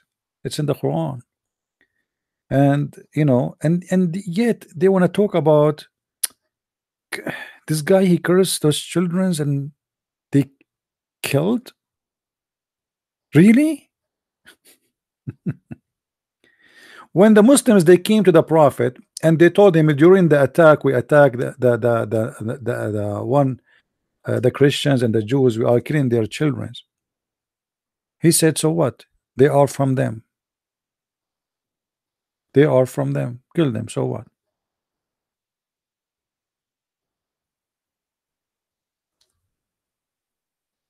Do we have any Muslim who dare to call me, but not to say I don't care for the scars? If you don't care for the scars, you have to give me something.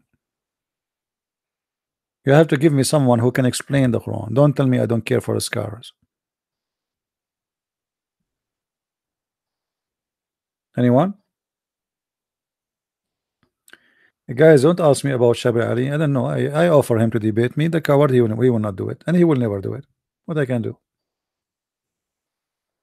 Those, you know, those people, they are looking for a show. They are not looking for a real debate. 5 minutes for me, 5 minutes for you. You say nothing, I say nothing. Everybody go home. A debate is written already in the computer a month ago. A preset topic. You see, when this guy Rohi he come, I don't prepare for anything. Honest to God, I prepare for nothing. It doesn't matter what he say, we talk about it. I never prepare for anything. Before I start, I think about what we'll talk about today. In a second, okay, this is a topic. If a Muslim call me right now and he decide to change the topic, we will change the topic. Like now, this guy, he just called us and he want to speak about killing the children. Okay, we will go and talk about it. No problem. Let's do. But the stupidity of the Muslims is amazing. If you believe that this is wrong, that a prophet of God cursing those who they are insulting him is bad, how come your prophet he cursed everybody and nothing happened to them? How come your God threatened the Christians and the Jews that I'm going to take your nose away, I will make it upside out, inside out, I will make your eyes come out, I will make you without faces, and nothing happened? What kind of God this God is? Obviously this God is a false God. A true God is the one who keeps his promises.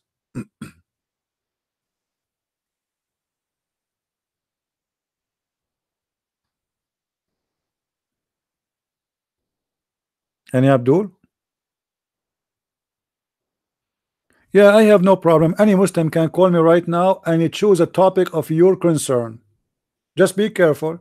The second you choose a topic, we will not change it until we finish it. Deal? Is that a deal, guys? You choose a topic, you promise you will not change it.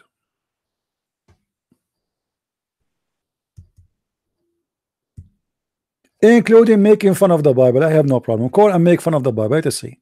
Let us see how good are you.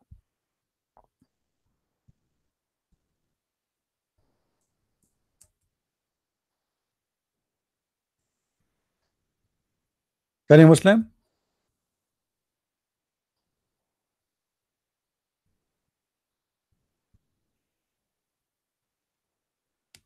This religion is a religion of stupidity. God, the Muslims, the Muslims, they speak about logic. Like God, he want to give you in this private part, it's logic. God will give you 80,000 little boys to serve you in heaven, it's logic. God will give you 80,000 women, their legs is open, it's logic. All of this is logic. All of this is very logical. Women have a sperm coming from their ribs is logic. It's scientific.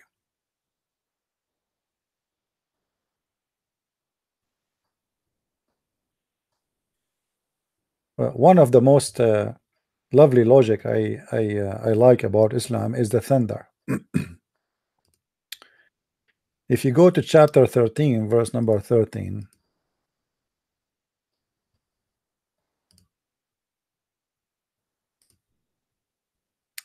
Allah is teaching us about thunder. This is science. The thunder who prays by his command, it is an angel. The thunder is an angel? Are you sure? Abdul, are you sure? Mr. Thunder is an angel? Nice to meet you, Thunder. How are you doing?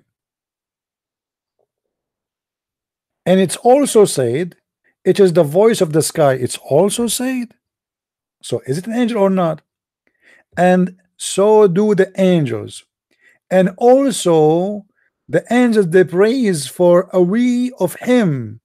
The angels have a we toward Allah. He launches the thunderbolt, i.e. fire, and submit with them whom he will.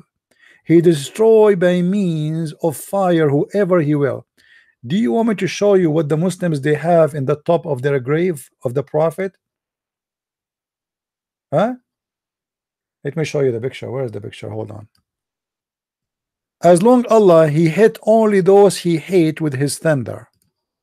So why you Muslims, you have in the top of the grave of your Prophet a thunder protector? Let me see, where is the picture? Here we go.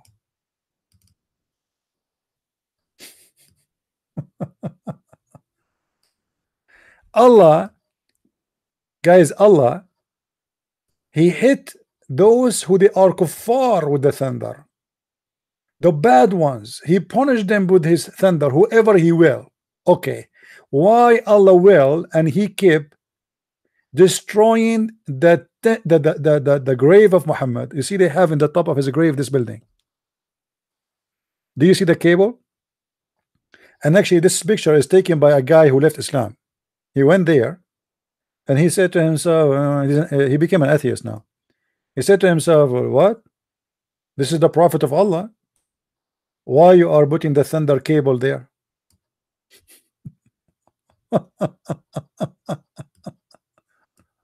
Oh, no screen. Sorry. Hold on. Do you see it? This is the grave of Muhammad. They have this doom in the top of his grave. Do you see the cable? This is a thunder cable to protect from the thunder, because this grave was destroyed many times by thunder. So in order to protect it from the thunder, they put the cable. But the Quran says Allah, he hit with it those who he wish to punish them. So why Allah want to hit the grave of Muhammad?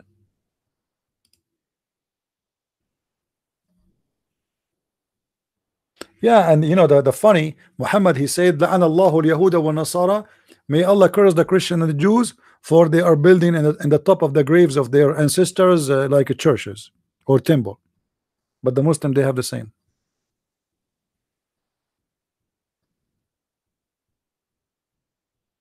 I am thinking that maybe this cable is coming down to the grave of Muhammad so he can charge his phone.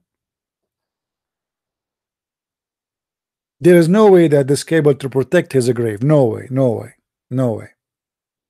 It must be for different purpose. Maybe just to charge the battery. Yeah, for, you know, this is gonna be to protect the Prophet grave. No way. No, I don't believe it. Allah will protect him. This is the Prophet. Allah, he have the name of Muhammad over his chair, which means there's no more important person to Allah more than this. Are you kidding me? True story.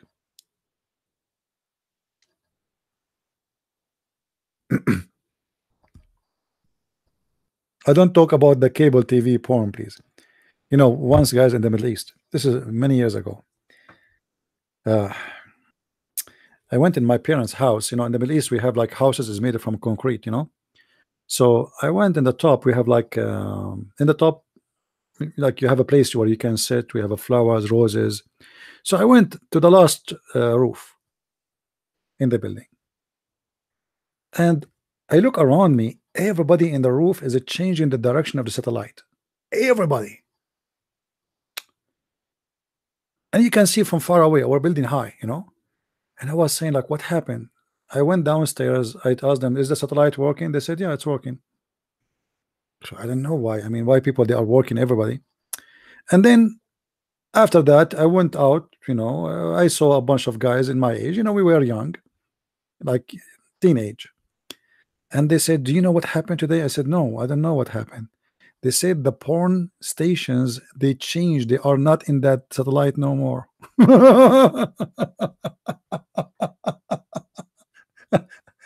And then I know why.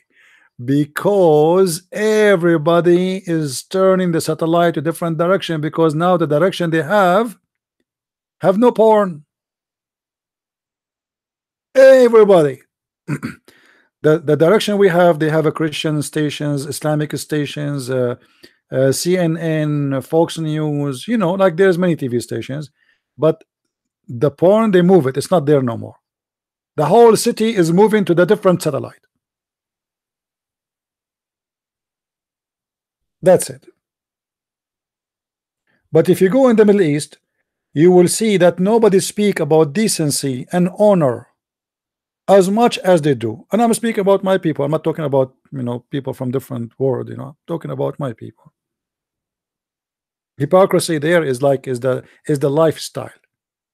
In the street, everybody's speaking about the porn.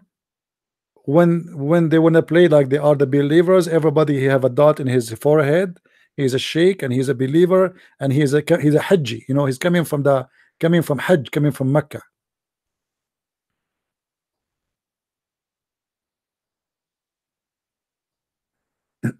Yeah, this is satellite Qibla.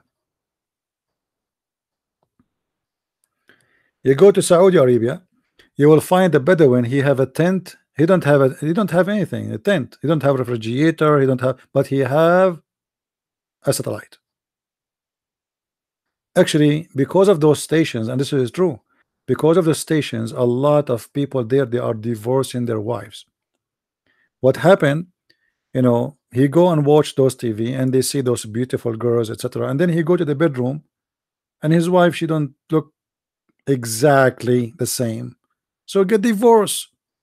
And they fly right away. They go to Thailand, they go to those countries, you know, the sex tourism, and they try to get what they can get.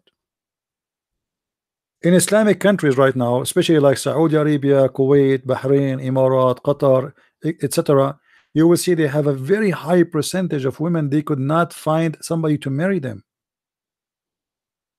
because those men now they have money. So what they do? Why he want to marry a woman from Saudi Arabia? He jump to Al-Bosnia, beautiful poor girls. For $20,000 he get brand new beautiful women. It's slavery. It's you know, human trafficking. He get 4 of them, 5, 6, 7. He marry 4, and the rest he bring them as servants for the 4.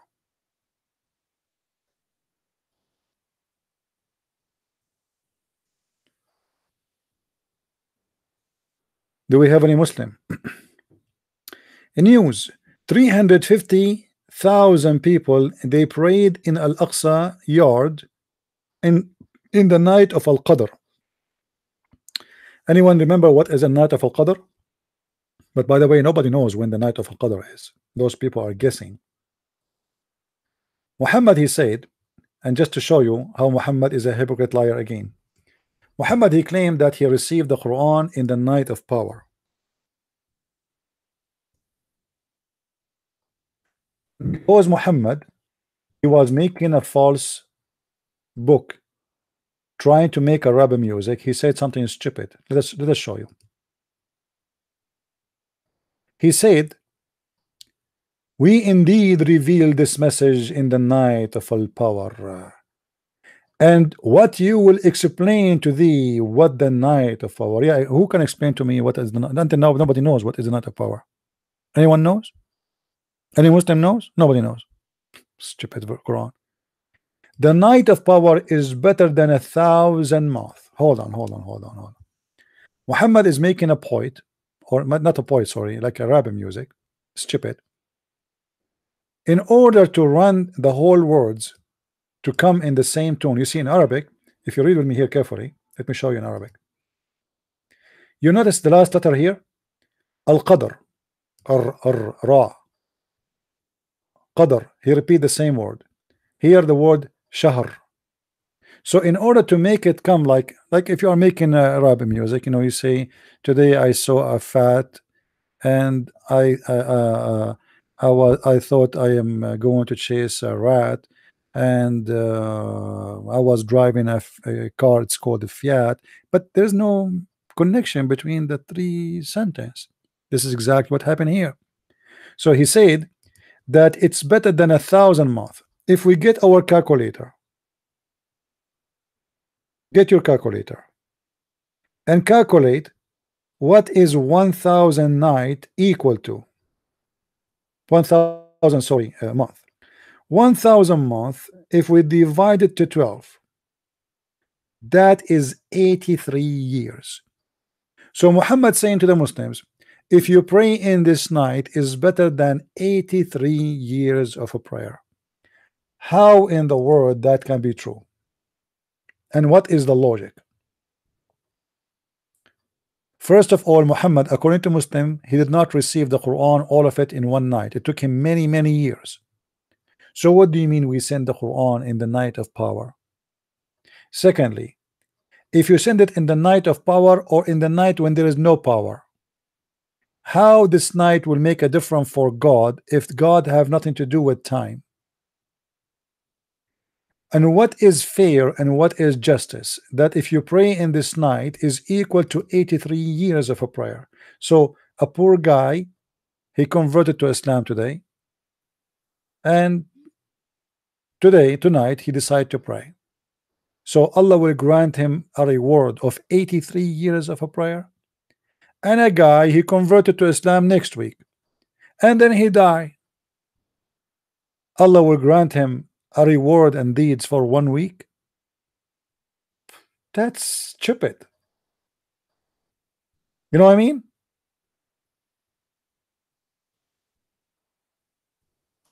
If you pray for 1 night is the same as if you pray for 83 years. Why? And the funny, to make it more funny, Muhammad do not know when the night of Al-Qadr is. There's a hadith of Muhammad. He run away, and he came like a rush. And he arrived between the Muslims. Prophet, what's up? What's up, Prophet? He said, I just remember when the night of Al-Qadr. He said, yes, Prophet, where it is, where it is. He said, I forgot.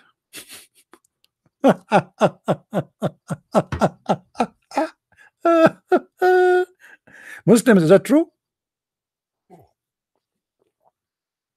Is that true? Is what I said is it true? Or I'm lying? Who wanna call me and say you are a liar?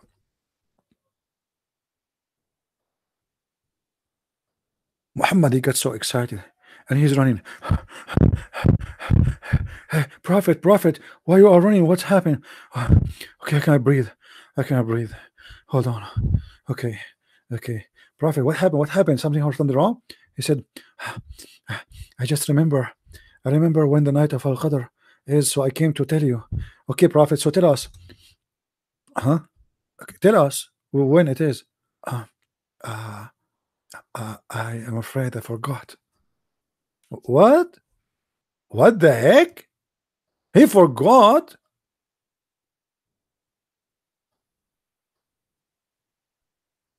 What?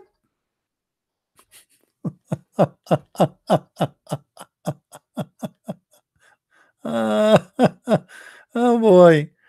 Oh boy. Any Abdul in the bushes? Your prophet he forgot? I mean, so how you Muslims now you will find which one is the night of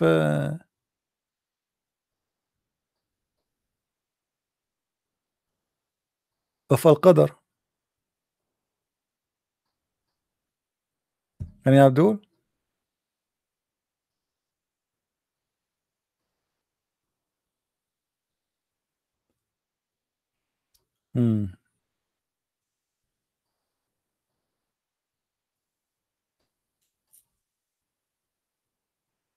Any Muslim?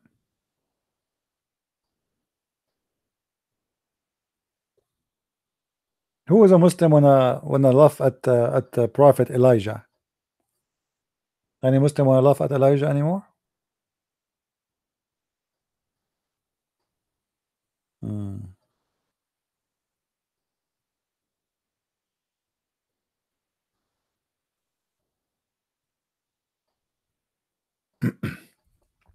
And just to show you how stupid the idea of celebrating this month or this night. As you know, the month of Ramadan, it changed. So sometime it is in January, sometime it's February, March, May, April, June, July. It keep moving around the year. All right. As long this is a night, and this night is dated, how you Muslim can celebrate such a night if it is the whole month is shifting? You know what I mean? Guys, you understand what I'm saying? So today, let us say today, okay, today is June 11. Today the Muslims are celebrating the night of power. When was the night of power last year? June 1st. You know what I mean? So what does that mean? And when was the night of power the year before it? And the year before it? And the year before it, what kind of a madness and stupidity this stupidity is? Is it a date? Is it a day and a night? It is what? How the night of power can be now in June, and then after a few years is going to be in January?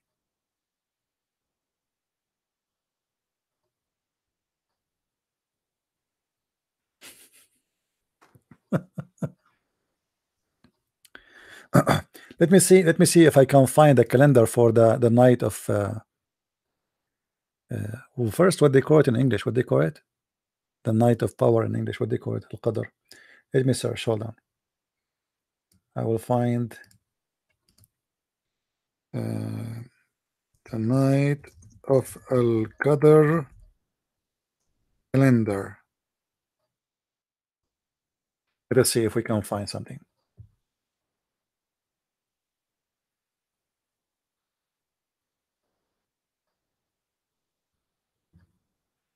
I'll try to find.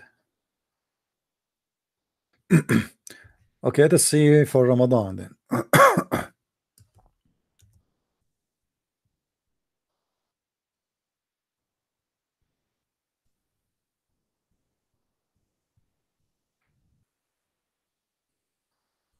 All right. Okay. This is Ramadan. Guys, look with me. This is Ramadan. This is 2013. It was July 9. 2014, June 28. 15, June 18. Let me zoom in so you guys can see it better. Hold on.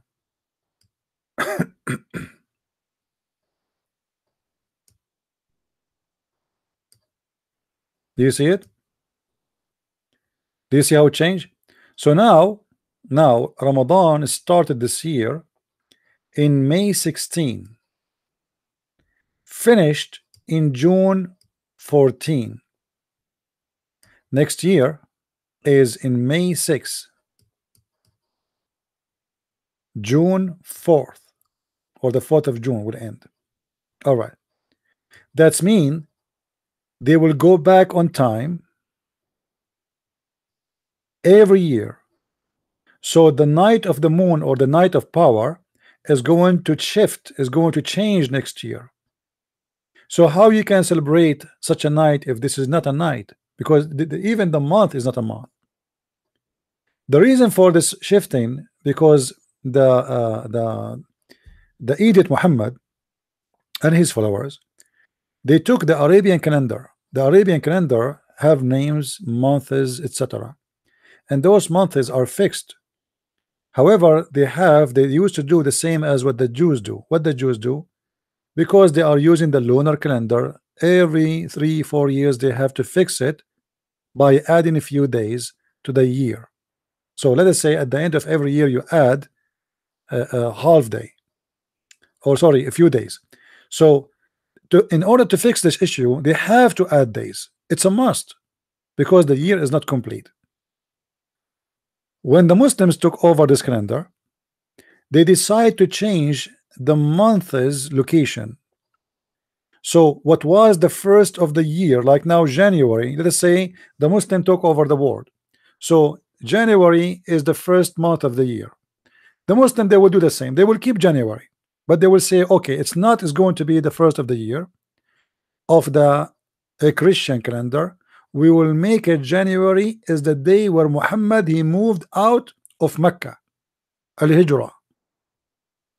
So they change the first and the beginning of the year to the date where Muhammad, he moved out.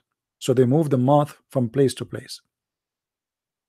And by doing that, without adding days to correct it, their month is, or their calendar is screwed. So Ramadan is not a Ramadan no more. Ramadan used to be in a fixed month. Most of the some Arabic scholars, they say that the month of Ramadan used to be between September and October. Some they say August and September. However, wherever it is not what Ramadan today. As you see, Ramadan now, it can be in February, it can be in July, it can be in March, It can be any month in the year because it keep moving. In the year 2030, Ramadan will be in 24th of January. In the year 2031. In the year 2031 is going to start in December 15, will end in 13th of January. So do you see how it's changing? And what make it more funny, by the way, the Muslim, they say to you, you are celebrating Christmas, but Jesus was not born in that date. The Muslim, they celebrate the birth of Muhammad based on this calendar, which means his birthday sometime is in January, sometime it is in December, sometime it's February, sometime March, sometime June, sometime July. It's depend, because they are celebrating according to this calendar, which is a stupid calendar.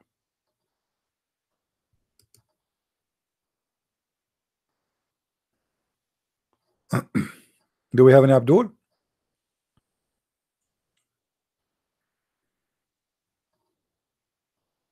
Any Muslim would like to call? All right, guys, I'm not going to stay long today. I have some work to do. I'm working on my book. I will try to finish my book because I have a window of like 30 days to finish, 30 something. Next month I have a long trip, but I will keep posting videos during my trip, the same as what happened a few months ago. We might not be able to make live broadcast, but I will try actually to do live broadcast. If the internet can handle it, I would do so.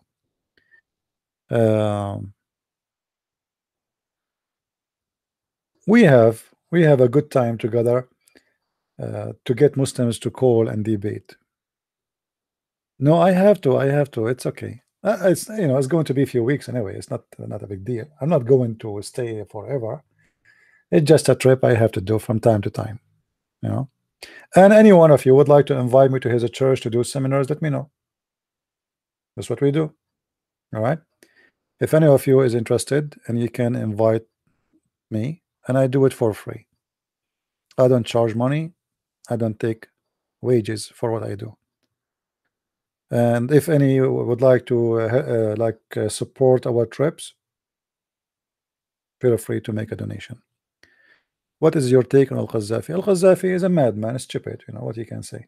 This guy, he became in a position in a country, have a small population, a lot of money. Yeah, mad, the same as many of the Arab. A person who have no education, suddenly he got control of a country very, very, filthy rich, with a small population. Madness. So he start having a girl, like a bodyguard. They are women. Bodyguards. They are women. He replaced the Quran by a book. It's called the Green Book. And then suddenly he became an Islamic preacher. Because he noticed that Muslims these days, they like those who do da'wah. So this guy is just a madman, stupid. But he's funny in the same time. Like I remember once when he said, "Do you know Shakespeare?" He was making a speech in Africa. He said, as an example, there's many famous people. They speak about them that they are Christian, but the fact they are Muslims. As an example, Shakespeare. Shakespeare, the true name of Shakespeare is Shakespeare. Shakespeare. Nice to meet you, Shakespeare. So he was an idiot, he was an idiot, and he was very useful for many. There's many people that get so rich because of him, including in Europe. You see Sarkozy, all those scumbag, they used to suck his blood. This guy, he just tell him you are the hero, and he will pay you right away. He will give you a check. Tell him you are the king. Just praise him. Tell him something right away. The prime minister of Italy, Sarkozy, the president of France, all those, they got a lot of money from Al-Qaddafi. And actually, I believe that Sarkozy, he was insisting to get rid of him, Al-Qaddafi. He wanted him to get killed because he's afraid that one day he will be, exposing him with the donation he was making to him. You know what I mean? Because it was done under the table. It's a bribe, actually. So he wanted to get rid of him so nobody will know about it. He used to invite all the kings of Africa, and he said to them, you know, he made them, all of them, vote that he is the king of Africa, the king of the kings of Africa. Money. And for every reader of those kings and leaders in Africa, he give them like $4 or $5 million check. Just say, I am the king of kings of Africa. But you know, like in the Middle East, is the like this is the case for everybody. I mean, Saddam Hussein was the same. The Assad is the same. If you go to those countries, you will see every family there from those family who control the countries. They control everything: the phone companies, the oil industry, the trade, the ports, the import, the export, the airport, the customs, everything in their pocket. Everything. All of them are the same. But there is degrees. Degrees in what? In stupidity. Some of them, they are smart. They don't do what Al-Qaddafi do. Al-Qaddafi was naive, uneducated. So he was kind of a joke for everybody. The others are smarter, but all of them are the same. Go and see the royal kings of, you know, the royal families of Saudi Arabia, Emirat, Bahrain. The same scam. All of them the same.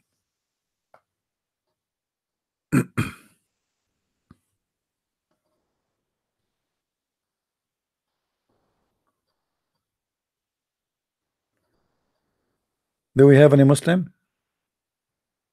Yeah, he died terribly, but he deserved it. He killed a lot of people. He tortured a lot of people. You know, he's a criminal. You know what I mean? Thank you guys for those who they are making donation. I don't say thank you from time to time, like I say Islam is false and Christian princes. Thank you for the support. We appreciate it.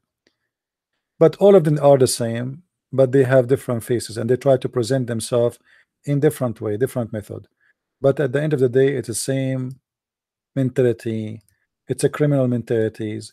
They will not hesitate to make you disappear, you and your family, if you don't agree with them, even if you are from their family. Even if you are from their family, it doesn't matter who you are. Those people, for the sake of power and money, they are willing to do anything.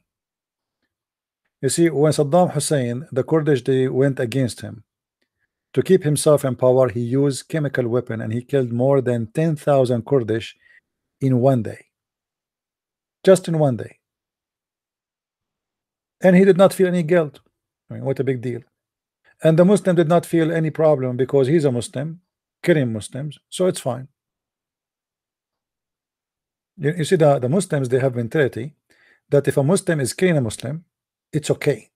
As an example, the Turkish, they controlled most of the Middle East for hundreds of years, raping the Arabian women, the Muslim women, Christian women. They kill, rape everybody. And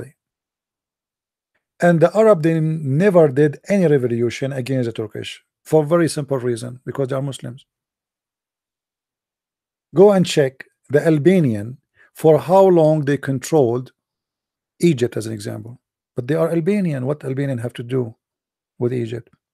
The Albanian, they brought to Egypt as slaves, and then they took over the palace of the king and over the kingdom, and they became the kings. And they control Egypt for hundreds and hundreds and hundreds of years, and not even a single Muslim complained in Egypt. Why? Because they are Muslims. When the British, they came to England, to Egypt, the Muslims went so crazy. British, kuffar, Christians. The Albanian, they are not, you know, they have nothing to do with them. Just because they are Muslim, just say they are Muslim. You see now, if Netanyahu, he convert to Islam and he nuke Gaza, not a single Muslim will complain. This is the truth.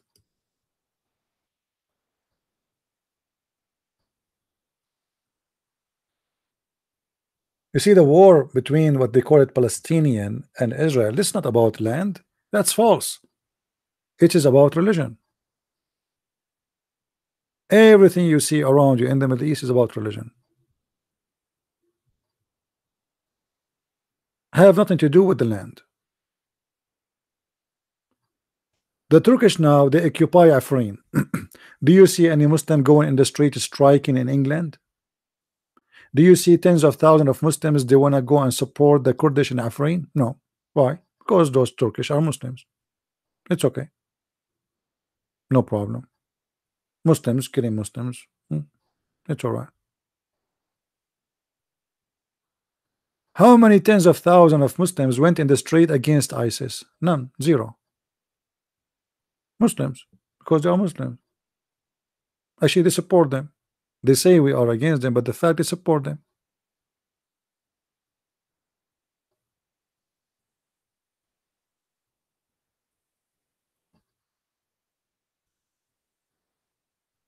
And today, actually, I'm happy that Trump, he met with the president of Korea, because I believe that Korea, the north of Korea, is going to be soon the coming Christian country.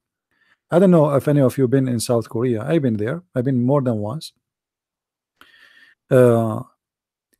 This country used to be, we can say maybe 100% Buddha country. And actually, I went there to a Buddha temple. And I was surprised about how the Buddha they pray. I found them they pray the same exactly like the Muslims. And for sure, it's not the Buddha copying from the Muslims. It's very high possibility that the Muslims copying from the Buddha. However, in South Korea, which is a country used to be almost zero Christians, the Christians today is almost 90%. And soon is going to be 100%. So I hope Trump and the North Korean president, they will reach into agreement, and that agreement will guarantee freedom of religion. I will not be happy if they make an agreement just about nuke. It's going to be very, very good news if they make a freedom of religion. And if they do that, I will make a trip to Korea, specifically North Korea, and we will see if we can do some seminars there. The problem there, not many people they speak good English, but we can do the same as we do like what they do in South Korea. You bring a translator.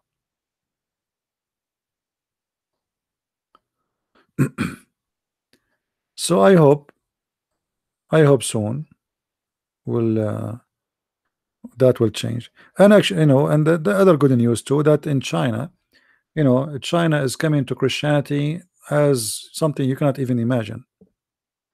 From 1 million to 5 million to 10 million to 50 million to 60 million to 80 million, the number is jumping like crazy.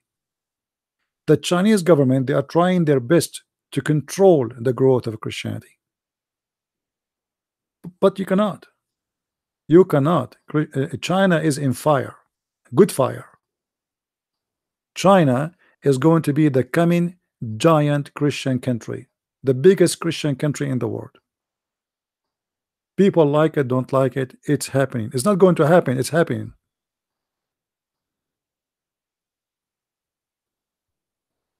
Yeah, and sometimes persecution can do better, you know, can do best. Persecution make of us better Christians. You see, when you are a Christian, the church door is open for you anytime. You don't go to pray because, okay, I have it, you know, for granted. But those who they are under persecution, they live different kind of life. They are better Christians than us.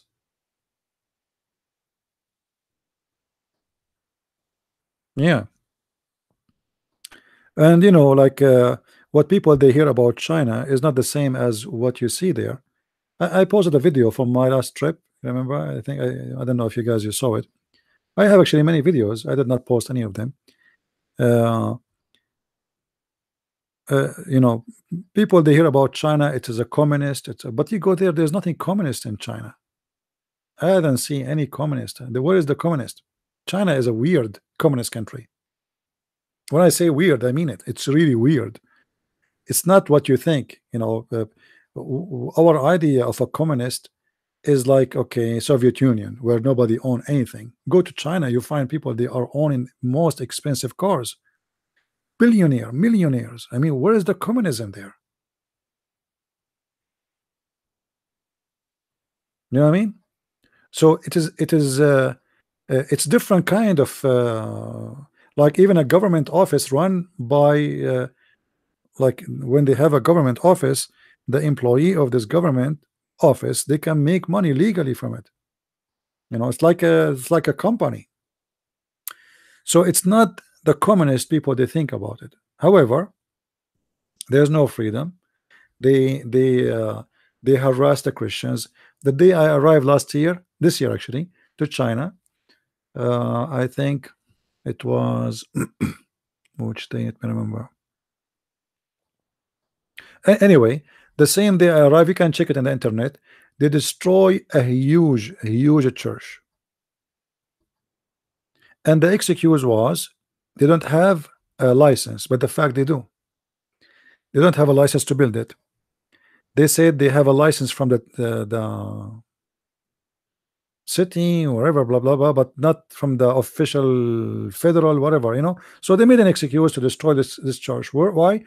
Because this church was growing so fast. So they thought if we take the church down, they destroy it literally. Let me see if I can find you the news to show you how big the church is.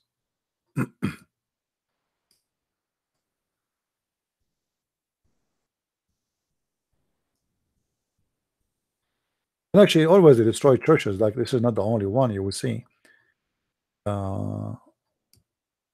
Here we go. January 12 in but I think it was January 11 maybe. Yeah. Or January 10 I arrive, I think. Do you see it?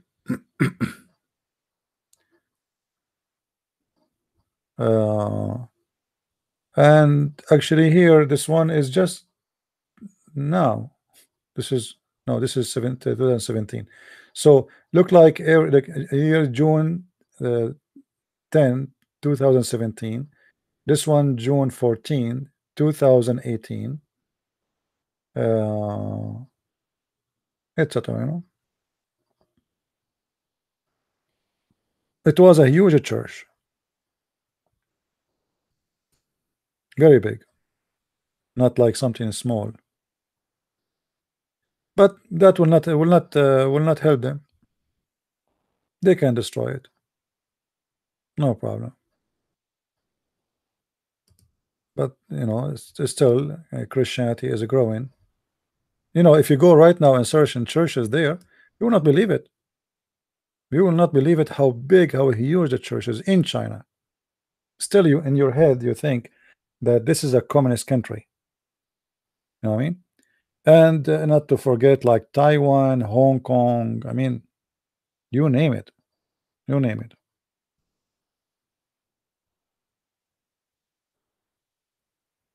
They think if they destroy a building, they can stop Christianity from growing, but that will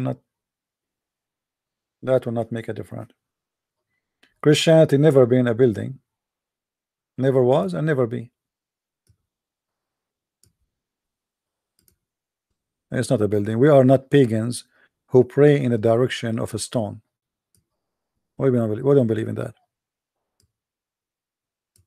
You know, you build a church in the mind and the heart of people around you, including your children.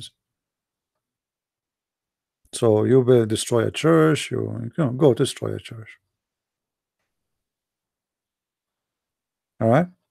Anyway, guys, I want to say thank you for being here. With this, it's almost 7 o'clock here. I have to go and do some work in my book, and my voice is not doing good these days. So I want to say thank you. I will try tomorrow to be here at 4:30 as usual. Don't forget to tell your friends again about my new book, Allah and Sex. Who of you did get the book already and read it? Any of you here did read the book already? Let me know, please, what do you think, especially if you read the 2 volume, not only one. All right, let me know, and don't forget to post a review in Amazon. All right, just let me know, please. Let me know if it's good. If you find that I should cover more issues, you know, I was trying not to make it so big, just to cover the topic as much as I can. All right. Well, the title is simply it's to present what is the topic. I made the title short, and let us say short and easy. For this is what the topic is. And some people, they said to me it's offending. I said, okay, who care? I mean, I'm offending. Whatever you say about Islam, it's offending. It doesn't matter what you say. So go straight in the topic. This is what it is about. Sex and Allah. Why Muslim is a Muslim? For the sake of sex, not for the sake of Allah. If you take from Islam the heaven of Islam, there is no Muslims. As simple as that. If you take the heaven of Islam, which is women and sex and boys and drink and wine, and if you take it off, there's no ISIS, there's no Hamas. All of this is just because of the idea of sex. This is why you see the majority of those who commit suicide, maybe 99% of them are men. Where is the Muslim women? Muslim women who commit suicide are women, the Muslim, they want to kill them. What does that mean? As an example, in Hamas territory, a woman, she committed adultery, she got a pregnant. Okay, we will kill you. So what do you think? We have a solution. Either you go and attack the Jews and kill some of them, and we will name you as a hero and Allah will bless you, or you die with shame. You will die, you will die. Which one you choose? So okay, she say, okay, I will go and kill myself. At least I will bring honor to my family.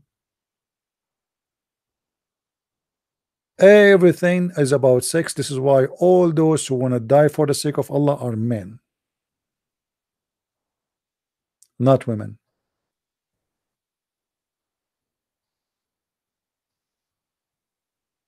For this is a cult based on sexuality. Garbage in, garbage out. Thank you guys for being here. May the Lord bless you, and until I see you tomorrow, God is willing, at 4:30, if I can, I will be here again at 4:30 p.m. And until then, I say, Christ is Lord, Islam is false, and see you soon again. Bye-bye. Thank you.